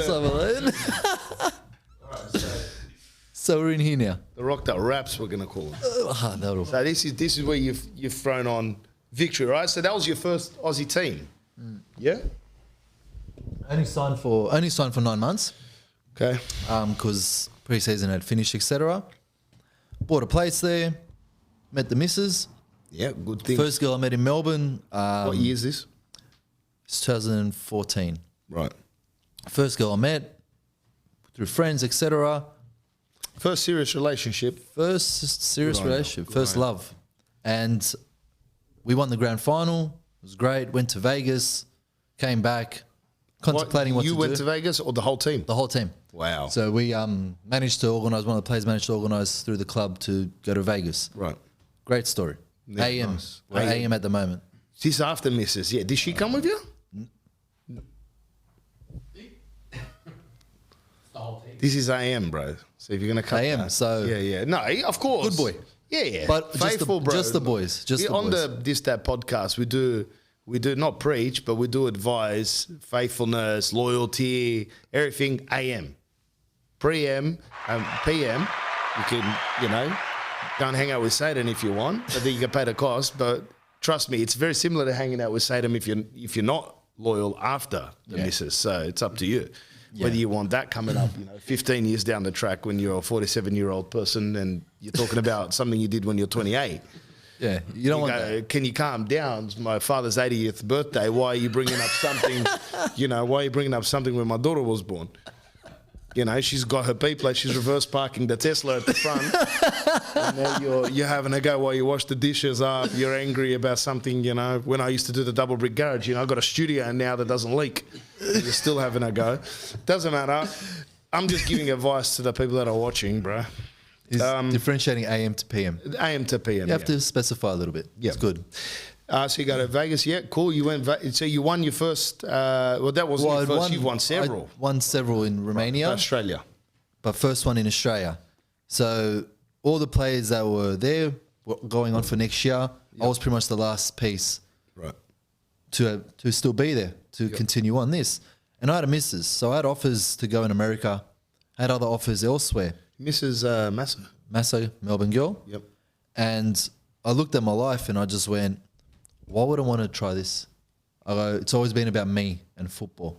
I go, I'm done with the single life type of thing. I go, if I leave now, it's not going to be, who knows what will happen. If I go into state, if I go to another country, I'm going to be single again, you know what I mean? I go, she's not going to follow. We're just newly couple of months boyfriend, girlfriend. Yep, it's the best time, the honeymoon period. So I re-signed for 2 more years. So for football, it made sense to see how this relationship goes. And stayed. We ended up playing Asian Champions League, which is another little thing that I didn't even know, but I said tick it off the list. And a year later, I proposed, man. I just knew she was the one. Yeah, right. Good on you, bro. So that was the biggest, the best decision I'd ever made. And she's been with me on this journey. We've got a little boy now. The whole time. Yeah, shout out to your missus, bro. Yeah. That sounds good. When you find the right girl that supports your journey, it's just that much sweeter because everything's better celebrated with people, I think. Well, look, when going back to that, when we won it in Romania the first year, we had a double-decker bus and the whole 50,000 fans were around the bus. Yeah. But I was FaceTiming my brother. Yeah. But no one was actually there. Yeah. So for me to speak to somebody and say, remember that? Yeah. I only had 2 or 3 people that came to Romania to experience that. Yeah. My parents, a good mate, and my brother came as well. So they saw like very small part of that whole 2-year adventure. And to win something, my first title, like I said, relegated 3 times, you're getting spat at and thrown kebabching at your head fucking after every game. Piper. Piperki, 100%. Rajčica, tomatoes, they call it in Croatia. To now winning it, you're not there with somebody. So now to be able to share it with someone means to me more than anyone else. If I can hear criticism, oh man, tooled my last game, you didn't do this right, you didn't do that right. But it comes different to when someone that you're living with, that you love. And they got you back. They got. Oh no, she was a bit tougher. She would smash me as well. Yeah, as well. Yeah. Oh, good on her, bro. Had to level-headed. Don't chew chewing gum. You look like a sellout. Yeah. Okay. Right. 100%. I'm fucking. You're like Michael Jordan in '96 finals. Yeah, the tongue out and shit. But she goes, you don't look good. No, I didn't get the hubba bubba, man. Extra. Yeah. Because your extra's all right. That's like kind of Euro. If you're up above it and you're blowing it out, you know what I mean? Then you're really smug. You know, someone comes and pops it and goes, can you take it out of your mouth, bro? Yeah, look. Having pink in your mouth probably isn't the best. Yeah. Pink and purple. I mean, it's good in the 90s, you know, if you're like, you're doing a collaboration with Madonna, but not if you're trying to, again, put it in the top and then right it's corner. Rodman. Yeah, and then it's Rodman. That's right. And wearing a wedding dress to your own wedding. So then you got married in Melbourne or back in Sydney? So we were engaged, and engaged. Yep, I was there for 2 more years. We decided. Sorry, I had an offer. I didn't want to stay in Melbourne Victory anymore. I think I wasn't not that I wasn't enjoying it. I wanted a new adventure. Yeah. So I was the last 2 clubs won 3 years in a row. The next year we didn't do so well, and we're doing okay. We're coming second. I think we finished second the following year. And I just want a new adventure. And Newcastle Jets came along. Yep. With a nice offer. Said to the Jenna, I've got to give an answer in 20 minutes. Yeah, that's actually 10 minutes. A bit of time, I think. Yeah. She was just like, well, we're planning our wedding. I go, look, let's give it a crack. It's beautiful. Beautiful lifestyle. It's a new owner, all this other stuff. Let's give it a crack. She goes, either. Let's give it a go. So we were in Newcastle. We lost the grand final. We got man of the match. That's good. That's rare to get man of the match and lose the grand final. So you must have played pretty good. I'm holding on to that for a while. Yeah. Okay. I might as well. Because it really is like if you get man of the match and somehow unfortunately lose, then you got to watch that game for that performance because I haven't watched it yet. You haven't watched it. No. But I'm saying us as punters. Yeah, you know 100%. what I mean? Like usually, most of the time, that 90% they'll tilt it to the winning side. Yeah. They will, like the winning goal. Yeah, the winning it's goal. Normal, yes. you know. But if you win man of the match and you didn't win, it's like you've played better than everyone. Doesn't matter what the team did. Individually, So it's a nice individual achievement, but it was hard to enjoy it because we had lost the final. That's what I'm saying. So staying that humbleness, you know, I was doing the press conference after, and I'm like, it's good. I didn't know what he was. Who'd you play? Played Sydney FC here at one of the bank stadiums. What year is that? This was 18? Check them out. 18, 19, 20. No, I think 17. 17, right. 3 years of victory, 2004. Yeah, 17. 17. Okay. So that was fun. So you went victory, you won. Then you got into the finals. We won the cup game. We won. We came first, won the final, lost in the final. Right. So that was in the space of 3 years. Yep. Went to Newcastle Jets. They were dead last. So I said, I want a new project. I want to give it a go. Yeah. See what happens, man. And luckily at the time they didn't sign the new coach yet, Ernie Merrick, brought in some good players, and it just gelled, man. It was actually fun. Yeah, that's good. We finished second. We lost in the grand final because the fucking camera stopped working to say that the goal was offside. The VAR just started. Bullshit. Yeah, the other coach. Mind you, the 3 players were like 5 meters offside. Linesman fucking Glither did sit there or something. And from the beach, you know, we were living at. But it just didn't happen, and we lost 1-0. Ebiga, man, what can you do? Like, it sucks and it actually hurts. It does, yeah, for sure. And that's where I kind of... You look at your career and you're like, I had the fight. And after that, I think I started losing the spark. Mm-hmm. The next year, we did okay, but not to the best. And then halfway during the season, Wanderers gave me an offer. I go, well, look, been out of the West since I was 18, so We've got to put that jersey up, bro. 31 now. Oh, you have to put up the Jets jersey, man. That was a losing final. Have we got time? All right, so this is the Jets jersey that you play for. Ledman, What is that? Korean company? Ledman Group, mate. You said it like I know who they are. Ledman Group. Well, I don't know how else to explain it because I don't even know who they are. They're not there anymore, so it doesn't matter. Western Sydney Wanderers. I know there's a lot of Wanderers fans out there, but I'm probably going to use this on the notion here. Number 5, Georgievski, bro. Pay respects. So shout out, bro. Share this video out when you went to the Wanderers. I know because my mate Zoran, who's a huge Sydney FC fan, is a real person. So don't think all these names, Jovche, Blagoche, Dimche, Borche. I know their names. They're all the fucking chairs. They're real people, bro. But I'm surprised Zoran, you didn't pull a Zoran Zoki, he's a big Sydney FC. Sydney Sky Blue, yelling in the sky. I don't understand what that means, but he's always at every game with his missus, hanging around those pod of idiots that yell in the corner. What are those called? The pod? Cough chair. The cough chair. Sydney. And they sing songs, you know. We are Sydney, we are. Okay, you're 30, hey. Stop singing, bro. If you're singing, get in the studio with a microphone. He's singing with a scarf on, this bloke. I can't understand that. Anyway, you can see I'm not a hooligan, bro. Oh, no way. So You're 38, mate. you're 38. Like, you know, if your little nephew looks at you and you're still singing, they go, why is he sweating, bro, in the middle of winter?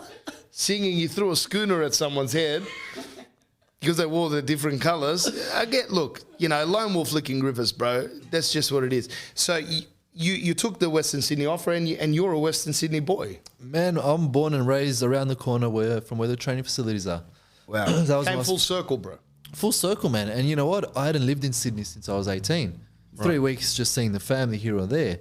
So I said, you know what? With the wife, just let's go see Sydney. You know what I mean? And found a place in between the city and training. You know, Sydney, you got to drive a lot, but it was definitely worth it, man. And the first year, on a personal, as you know, feel sorry for the fans, we didn't actually make the finals, which still hurts. But on a personal, I think my consistency with my body, I fixed my body up, which, as funny as that sounds, I stayed shredded. Yeah. But injury prone, not injury prone, sorry, nutritional. I want to have a career, and even after football, to not look like a starter baba at 34. You know what I mean? Yeah, that's right. Yeah, I got the hunchback. Green smoothies, this that. 100%. Throw spinach in there. A bit kale. of more greens. The Jenna loves the cooking, the buff chat at the back. You know, all that stuff. So mad. Yeah, eating healthy and doing all that stuff. And first year was pretty good. Did a few media gigs as well, which I found enjoyable, but I was still playing football. Right. I still loved football, but when you're losing all the time, coach gets sacked, and the pandemic hit.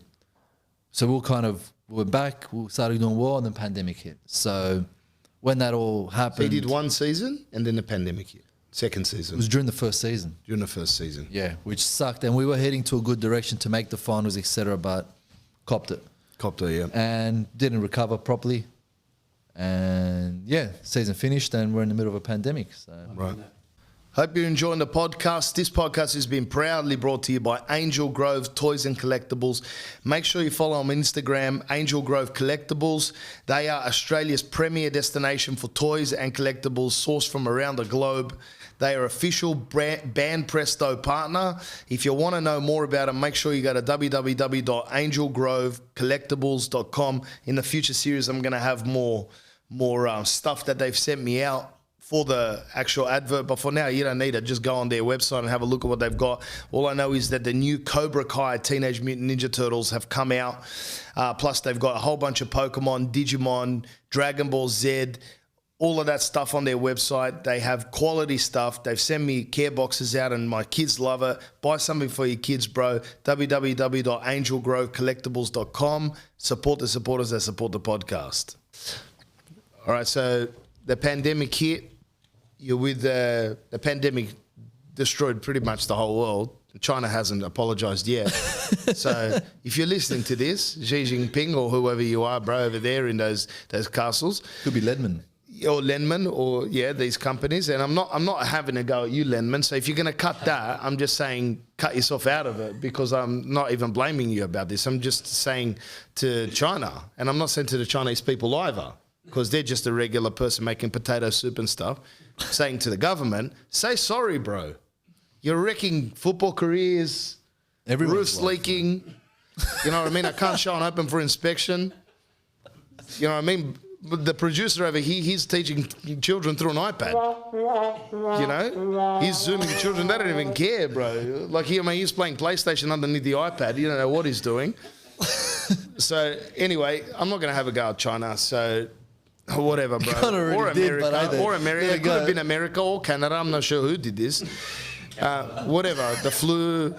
Or that guy, Frank, what's that guy? The Italian guy that's made everyone take an injection from New York?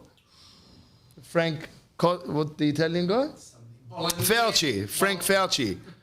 Frank Fauci, bro. You can say Bolognese. Yeah. Bolognese. Yeah, Giovanni Rigatoni. So the pandemic puts basically snapped your leg. It slide tackled the whole. Slide tackled the whole world. The whole world, right? Yeah. So you took a break. You're still with the Wanderers. Still with the Wanderers. The coach gets replaced. Well, actually, he decides to leave.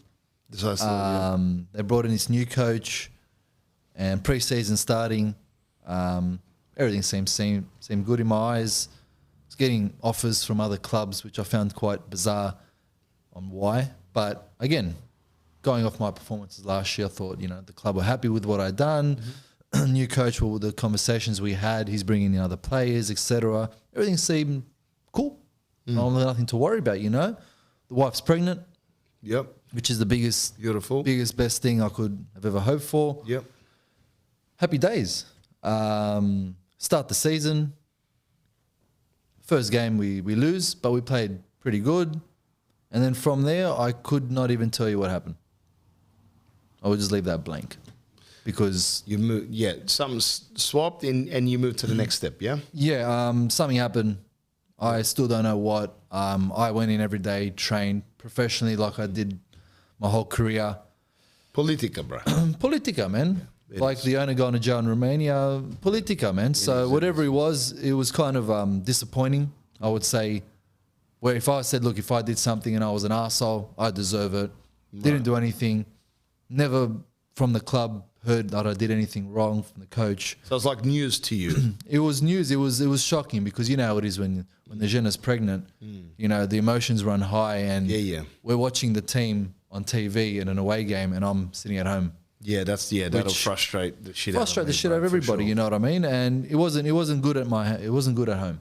Yeah, because of that. Even though I left football separate to my personal life, football was my safe haven, my zen.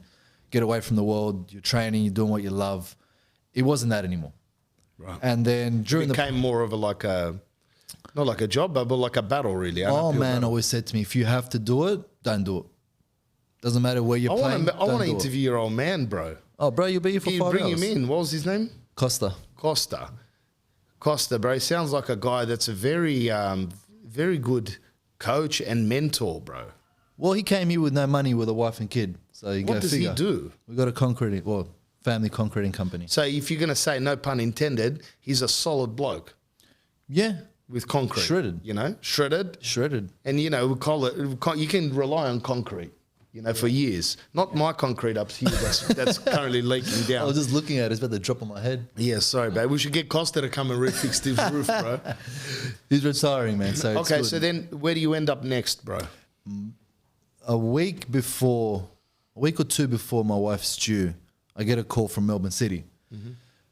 And due to rumours, due to whatever, they want me to come across. And because one of their players had been injured, I go, look, whatever, man, I'm probably just, once my son's born, I'm probably not going to play football. I'm probably just going to not even come to training anymore because what's the point of training? Keeping shredded, keeping ready, keeping fit. Tanned. When you're not playing. Tanned, a must. Sunscreen, matza. Yeah, the coconut oil. It's always open. The 100%. moonroof on the Beamer, and I'm not going to say Beamer. He should have come up in an Audi, but I had one. A Beamer. I came out the front Blago chair and he just looked at me and I said, I sincerely apologise. And he almost got a baseball bat. And I was going to close the door and lock it and interview you. Well, he did stay. He's got an Audi. Of course. Yeah. I had one. I might transfer over. Vorsprung Deutsch Technique. No one even knows what that means. Yeah, so you were already kind of 1 foot out. I was ready. I was like, you know what? What's the point anymore, man? Yeah. My whole career I had to prove, You always have to prove someone wrong. Of course, yeah. Always, regardless of what you accomplish, there's always an excuse for something. You play for a national team, yeah, but it's a shit national team. You play Champions League, yeah, but you finished last. Yeah, that's right. There's always an excuse. You won the league, yeah, with this. So there's always something. And There's a lot of the noise comes from the stadium, bro. You know what I mean? Yeah. It's always these people that he can barely do his shoelaces up properly because his tits are in the way, and he's the one having a go at you. Idiot, you should have kicked it out. And you're like, listen, Trevor, can you come down here for a second? I'm going to put the size medium jersey on you, even though you're double XL and you have to go to the big boy shops in Miranda, Westfield. How about you come here and try to slide tackle Zlatan Ibrahimovic that's coming in a little rep chair, dude, that lives in a mansion somewhere looking over the whole of Sweden. You have a go at that guy. But there, the guy, I paid $30 for the ticket. I understand, you don't get it. bro. But you know what? It happens in any, not profession, in any job. In any You're always gonna job, yeah. You know what I mean? It's, Critics, it's bro. normal. It's critics. But you know what? It wasn't the critics. I don't know what, but I've always had a great relationship with fans and with people. Mm-hmm. You know, like I respect that they've paid money. They're there for entertainment. Yep.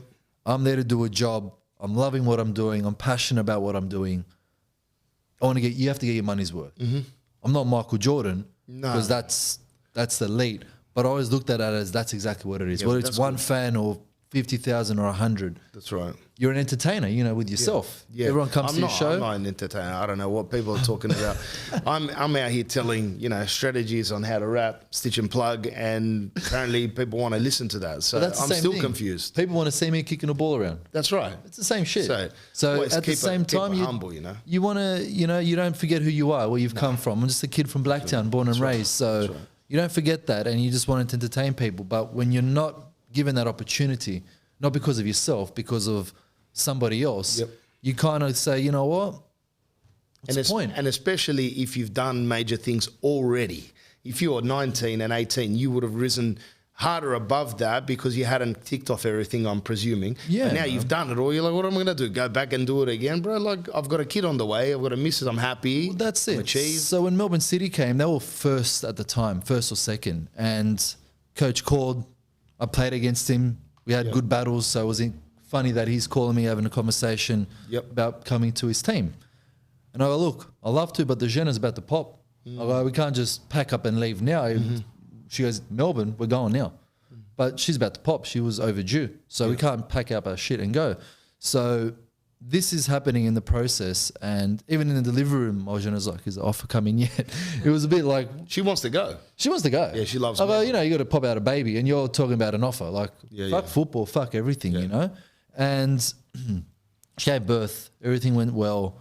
He came out, man, best day of congratulations. my life. The Like best every father out there, man, it should be the best day of your life. And it was. It is. And I think I told you that, bro, before it happened. Via emails or whatever we were talking about. actually live, man, when I saw your show, When I saw we had it, a bit of a chat. Yeah, there you go. So Danny came to the People Are Going to Lose It show and give a quick plug. People have lost it. 2022 coming up next year.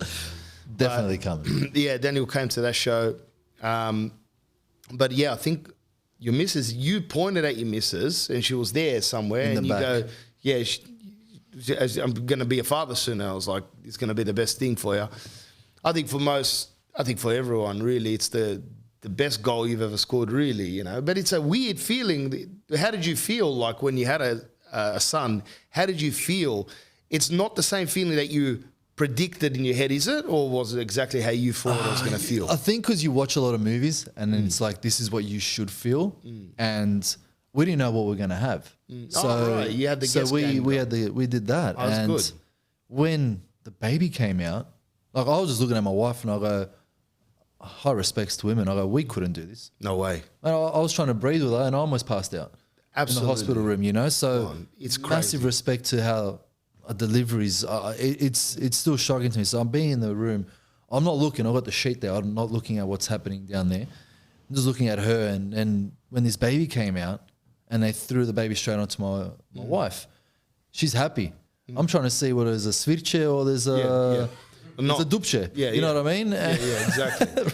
And I mean, And we didn't know. And we're not going to get... we're not going to go any deeper we're than not that. going to go English conversions for that one. We'll just Yeah, the leave it at translation that. will boy not or girl work well. is what she's saying. And there is only just two that you can pick from when they come out. Yes. It's just boy or girl, really. So we didn't know for about 5-10 seconds. She goes, "Oh, what are we having?" I go, "I don't know. The umbilical cord was in the way. I couldn't see." Yep. And then even the midwife just looked and said, "Pull the baby off." And I go, "It's a boy." And man, I was just in shock. I just looked and I said, "What do I need to do to help?" No tears. No tears. I just said, "What do you need? What do I need to do? Do you want to give me some water? Do I need to clean this? Do I need to?" You turned into a dad straight away, like.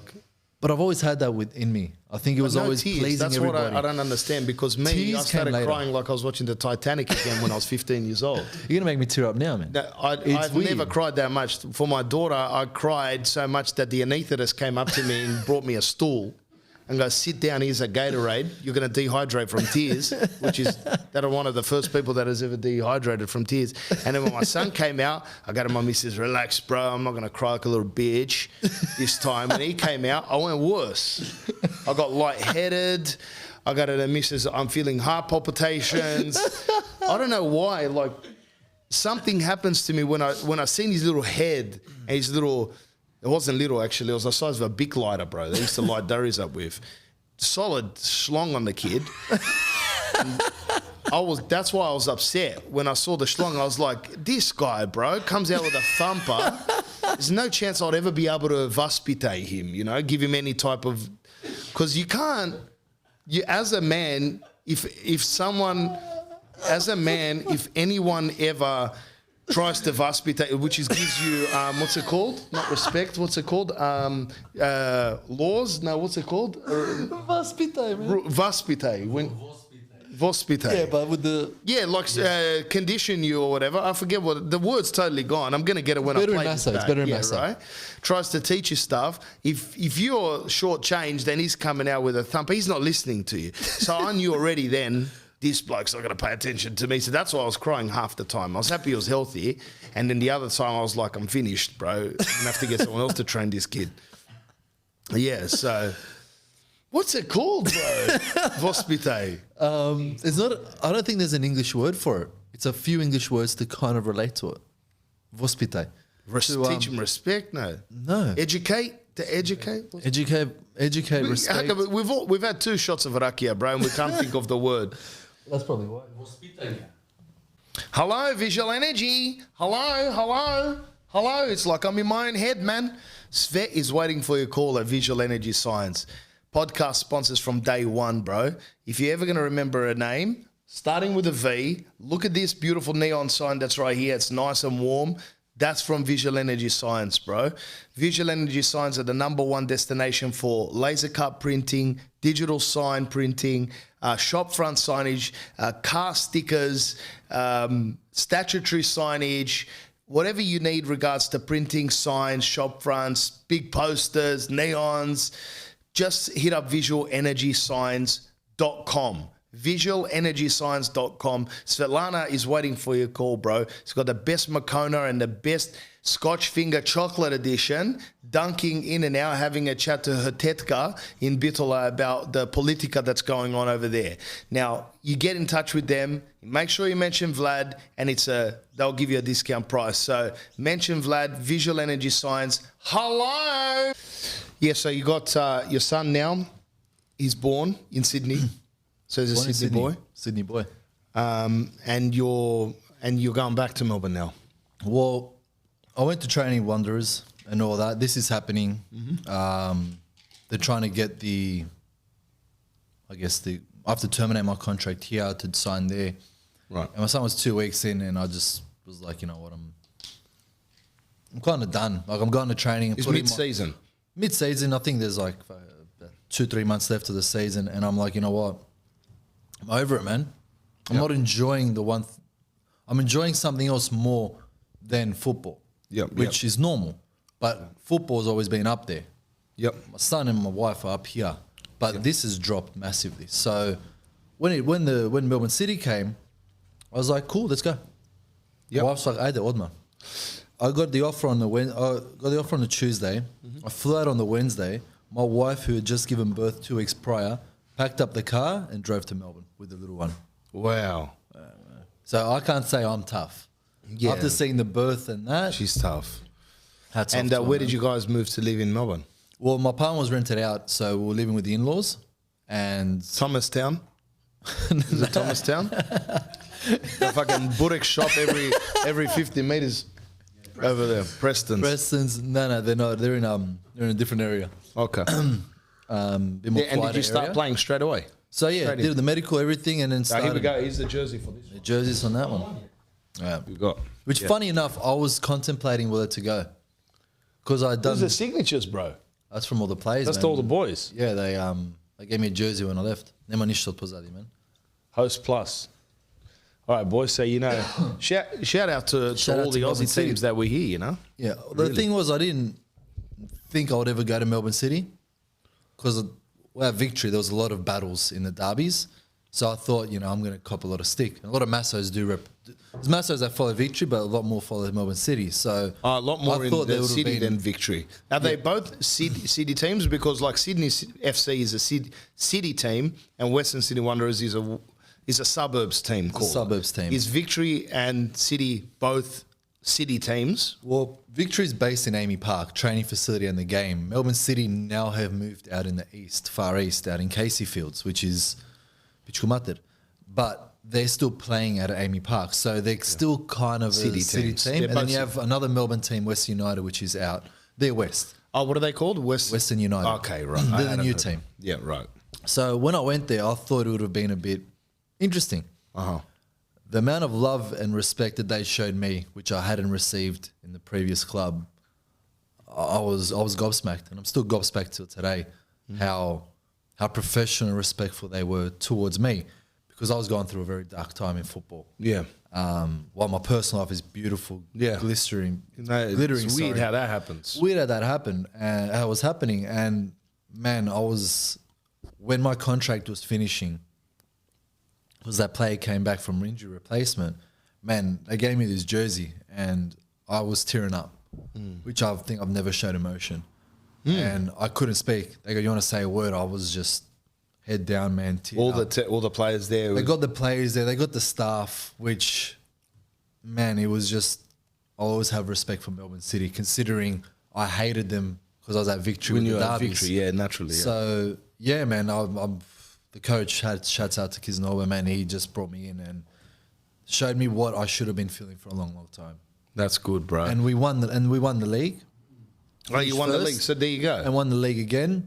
But I saw in myself, when I win a league, Sorry, when you got there, not to cut you on that. No. When you got there, you went mid-season, and you finished the season. You guys won the whole thing. yep. Jeez, you I didn't help much, but I was there. doesn't matter. I'm sure you played like you're part of a winning team. I'm saying there's a heaps of teams you've played for that have won, bro. Yeah, look, there was. I always said, like I said, I don't look about what I did before. Yeah. And now that I've retired, I look back and I just look at it like it was just fun, man. Yeah, it's It fun. was just. I'm just a kid out in Blacktown and kicking the ball, Knocking the ball around. and that's how I looked at it. And it's like you don't look back at what you've achieved. You just want to go the next day. There was a guy, I think he's dead now, but he still works out of the iCloud, Steve Jobs, if you guys have ever heard of this bloke. He took mushrooms once and acid in a field, and then he decided to change the whole world where everyone looks at their phones instead of their friends. That bloke, I'm not having a go at you, Steve, so don't upload my new program tonight while I'm sleeping without asking me. I'm saying that bloke, he once said, you can't connect the dots looking forward. You just do the actions, and then when you stop, like you have recently retired, you look back, you go, far out, bro. Like I went from a local Blacktown boy kicking the ball against the wall and to Romania, getting my zipper undone, pre-misses in the club, to going up against... You said that, not me. Yeah, I said that. Zlatan, other people, Ronaldo. and coming to show, you can't see what you're going to do for because you're not God, bro. We're just mere mortals, and most of us are catastrophe. But if you focus on every day, you can look back and go, "Fuck, that wasn't bad. I had a good go at this." Yeah, it's interesting because I knew I was finished. I just had that feeling, like I still had that hope, and the only reason why I wanted to play on another year, where I had an offer to, was just to prove these people wrong, that they made the wrong mistake about me. Yep, their previous. But it club. wasn't that one. It was more for my son to walk out on the field with me. Oh, I would have been gone. Did he? No, did he No, he get didn't. rolled He was down, too walked small. down? No. No, but then I look back and I've asked other players that have retired, and they go, "My son doesn't even know I played football. My daughter, Yeah, fair enough. they look at you. You know what I mean? Mind you, these guys have accomplished Socceroos, etc. So that one was out the window. And then I was like, you hold know on. what? You'll still walk out onto a field One with day I your will. son because you're still going to be in the game in many different facets, and one day you'll be out on that field with another team in another role, for example, your son in your hands. That's what I mean. So it was like, maybe I want my son to experience that, which my nephew's got to experience with the grand finals and all that. But I look at it, I go, you know what? Who knows? It's not you don't the- know what's going to happen in You don't future. know what's to happen. And like I said, man, not when the I would win a title, I mean, you won't see me for a week. Yeah. I'll be partying, smashed. I For left sure, the for car, sure. nešto tamo. Yeah. Ended up in Vegas, all over the place. When we won it with Melbourne City, I actually didn't even drink that night Right. because we had a game 2-3 days later in Brisbane, and we won the final. What do you have a game for after you win it? No, because we won it Minor. mathematically. We already won it. The minor premiership. The minor premiership. And then we won the grand final. That night, the whole club got together, had a few drinks, and then I went home. So I hold on, saw you my guys character. won minor premiers league. So the season wins, and also The grand final. versus Sydney FC. Sydney FC. And I'm sorry, Zoran. Bro, I'm sorry. At the moment, I've got a Melbourne City guy at the moment that's in here. So if you're gonna get cut, he hasn't played for Sydney FC. Ever. No. And he's not going to because he's from Blacktown. And not retired. So And he's retired, exactly. So don't come at me later on. Why didn't you get a Sydney FC guy? You know what I mean? Maybe one day, Bruce Neal. What's that guy that used to play for Sydney FC? Vince Neal. Lucas Neal. Brendan Neal. O'Neill? No. Lucas O'Neill. There was like a Lucas guy. Well, he did play for Australia. Lucas something. Luke Wilkshire. Check it. No. I don't know, bro. I don't watch football. Anyway, What's the name?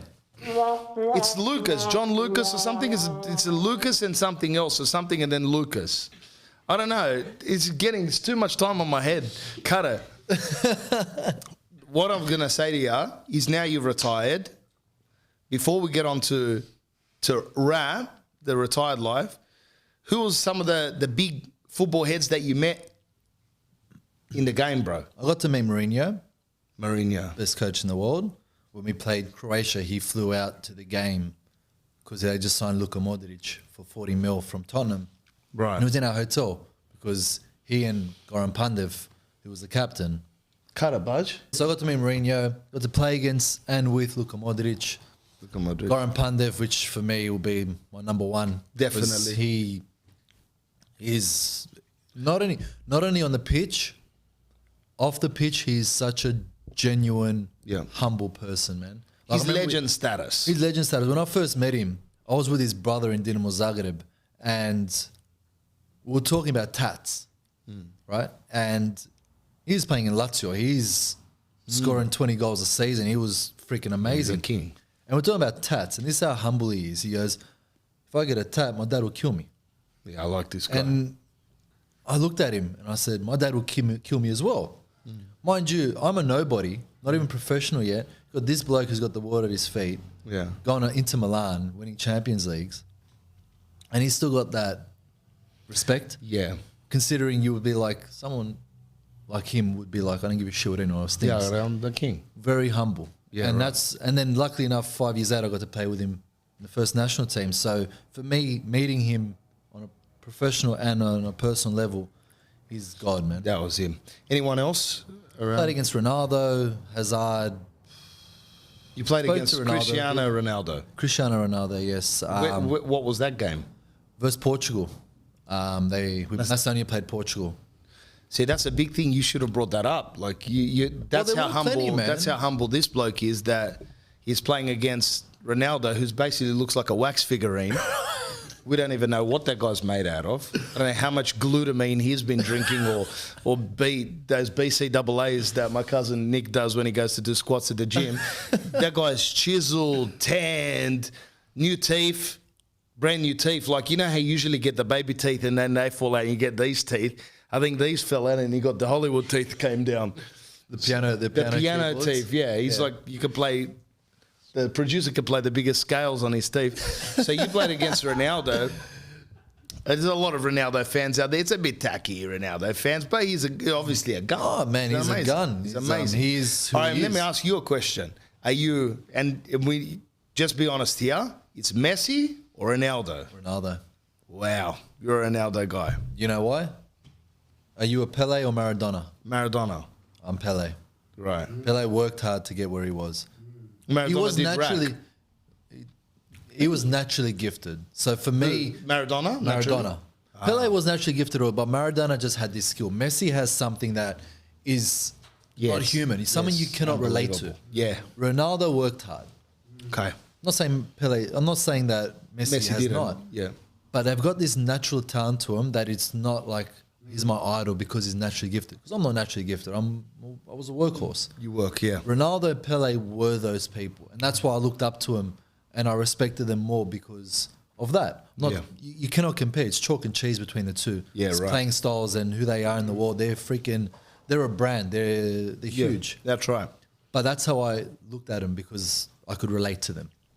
Okay. So yes, yeah, I get that. That's I my definitely get reasoning behind it. that. Yeah, no, I get that. Not because he's got the cars or whatnot. No, When no, I used to it's more like that. basketball players, like obviously Jordan's was my favourite, but then I'd look at players that were more my style, the way I played. The power forwards, the centres, that were Olajuwon, the Dave Robinsons, the Barkleys. I used to like, this is 90s style, I used to love those dudes. I wasn't like a Jordan guy. Like I couldn't understand how he would move because I was a bit bigger guy. So I can You like understand. Shaq?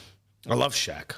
Shaq's the man. Shaq is amazing. So I'd like Shaq over Anthony Hardaway. Like Anthony Hardaway was like a smaller dude. I'm like, I don't really relate to that style of playing. And I can understand what you're talking about.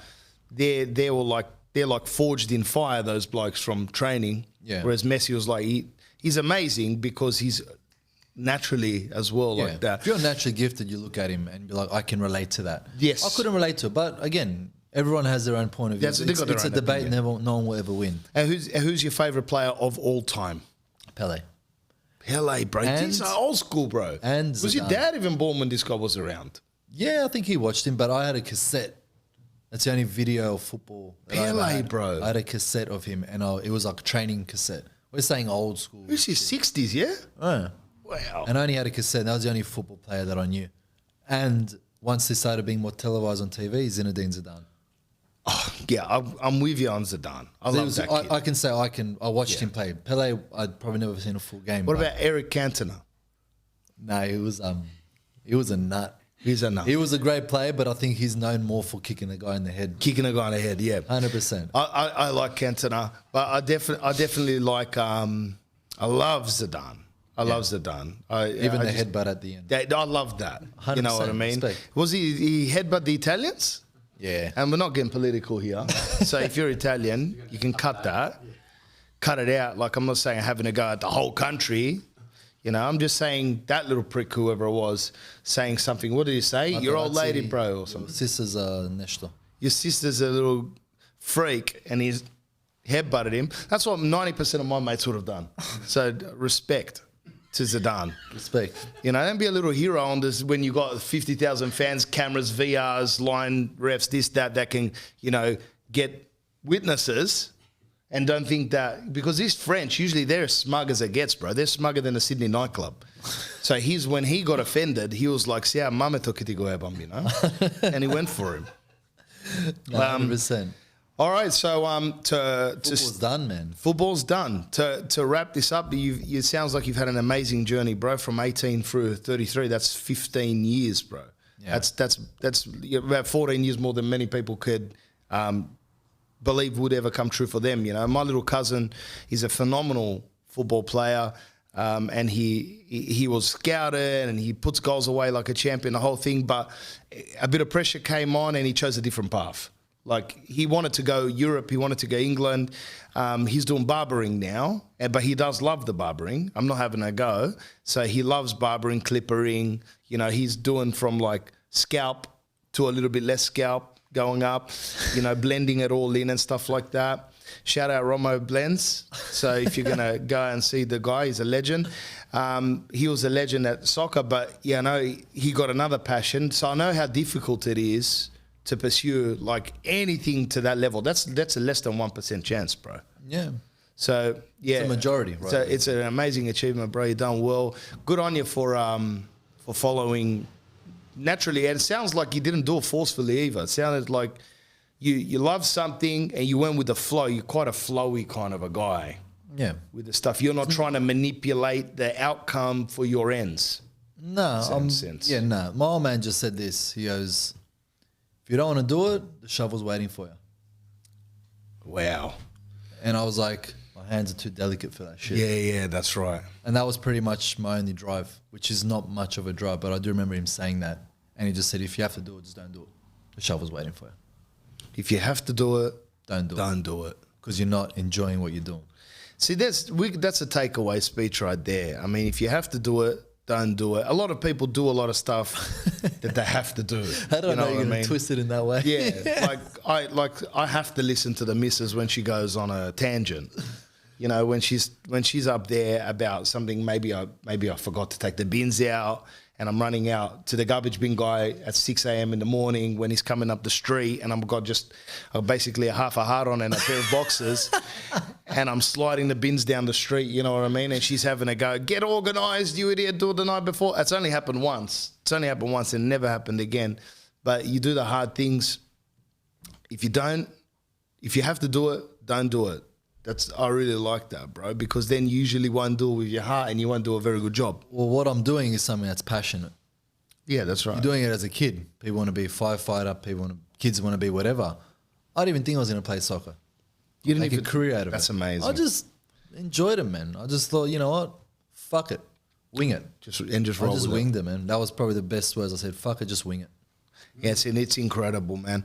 That it really is incredible because the more people that I speak to that have done notable things in their life, like my father has done really well in his career to a certain extent, even on a local thingo, he didn't know that he was going to be in this career. He goes, I was plucked from another job into this career. Like, why would I be doing this? And he goes, I went with it and then it just happened and I enjoyed it and it was one day at a time.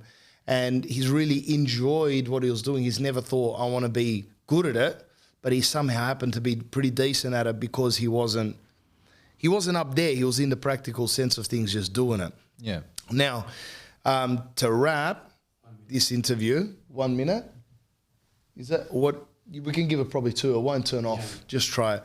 What are you doing now after football? Well, we've opened up a football academy out in Canada Bay, which is like the Fairfoot area, Concord. Yep. Concord, and I'll be doing commentary for Channel 10. So I'll be doing a lot of this shit.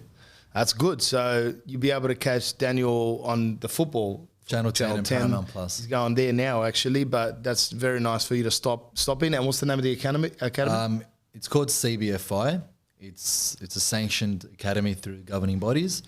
But yeah, for me to start off, it's great. It's already established. It's already everything. Anything else you're doing you want to throw out to the Gladiators? No, we've got a few little things coming up now soon. One recently will be we've designed grip socks with a few boys from Boots for Balkans, the charity that I'm involved with. Okay, and we're going to launch it out next month or two. So Boots for Balkans. For that, yeah. Yeah, and I'll put Daniel, follow Daniel on all socials.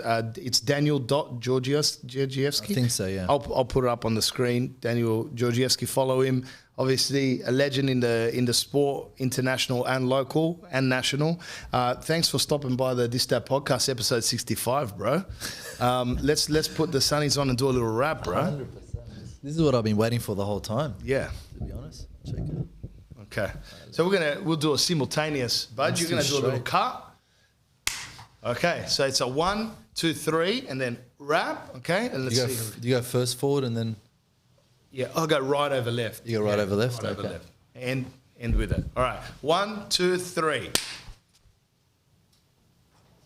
Wait, I had to stay, didn't I? Yeah, fucking hell. Let's do it again to the camera in the middle. 1, 2, 3. Rap. Yeah. Thanks, brother. I appreciate it, man. That was great, man. Thank you. That was great.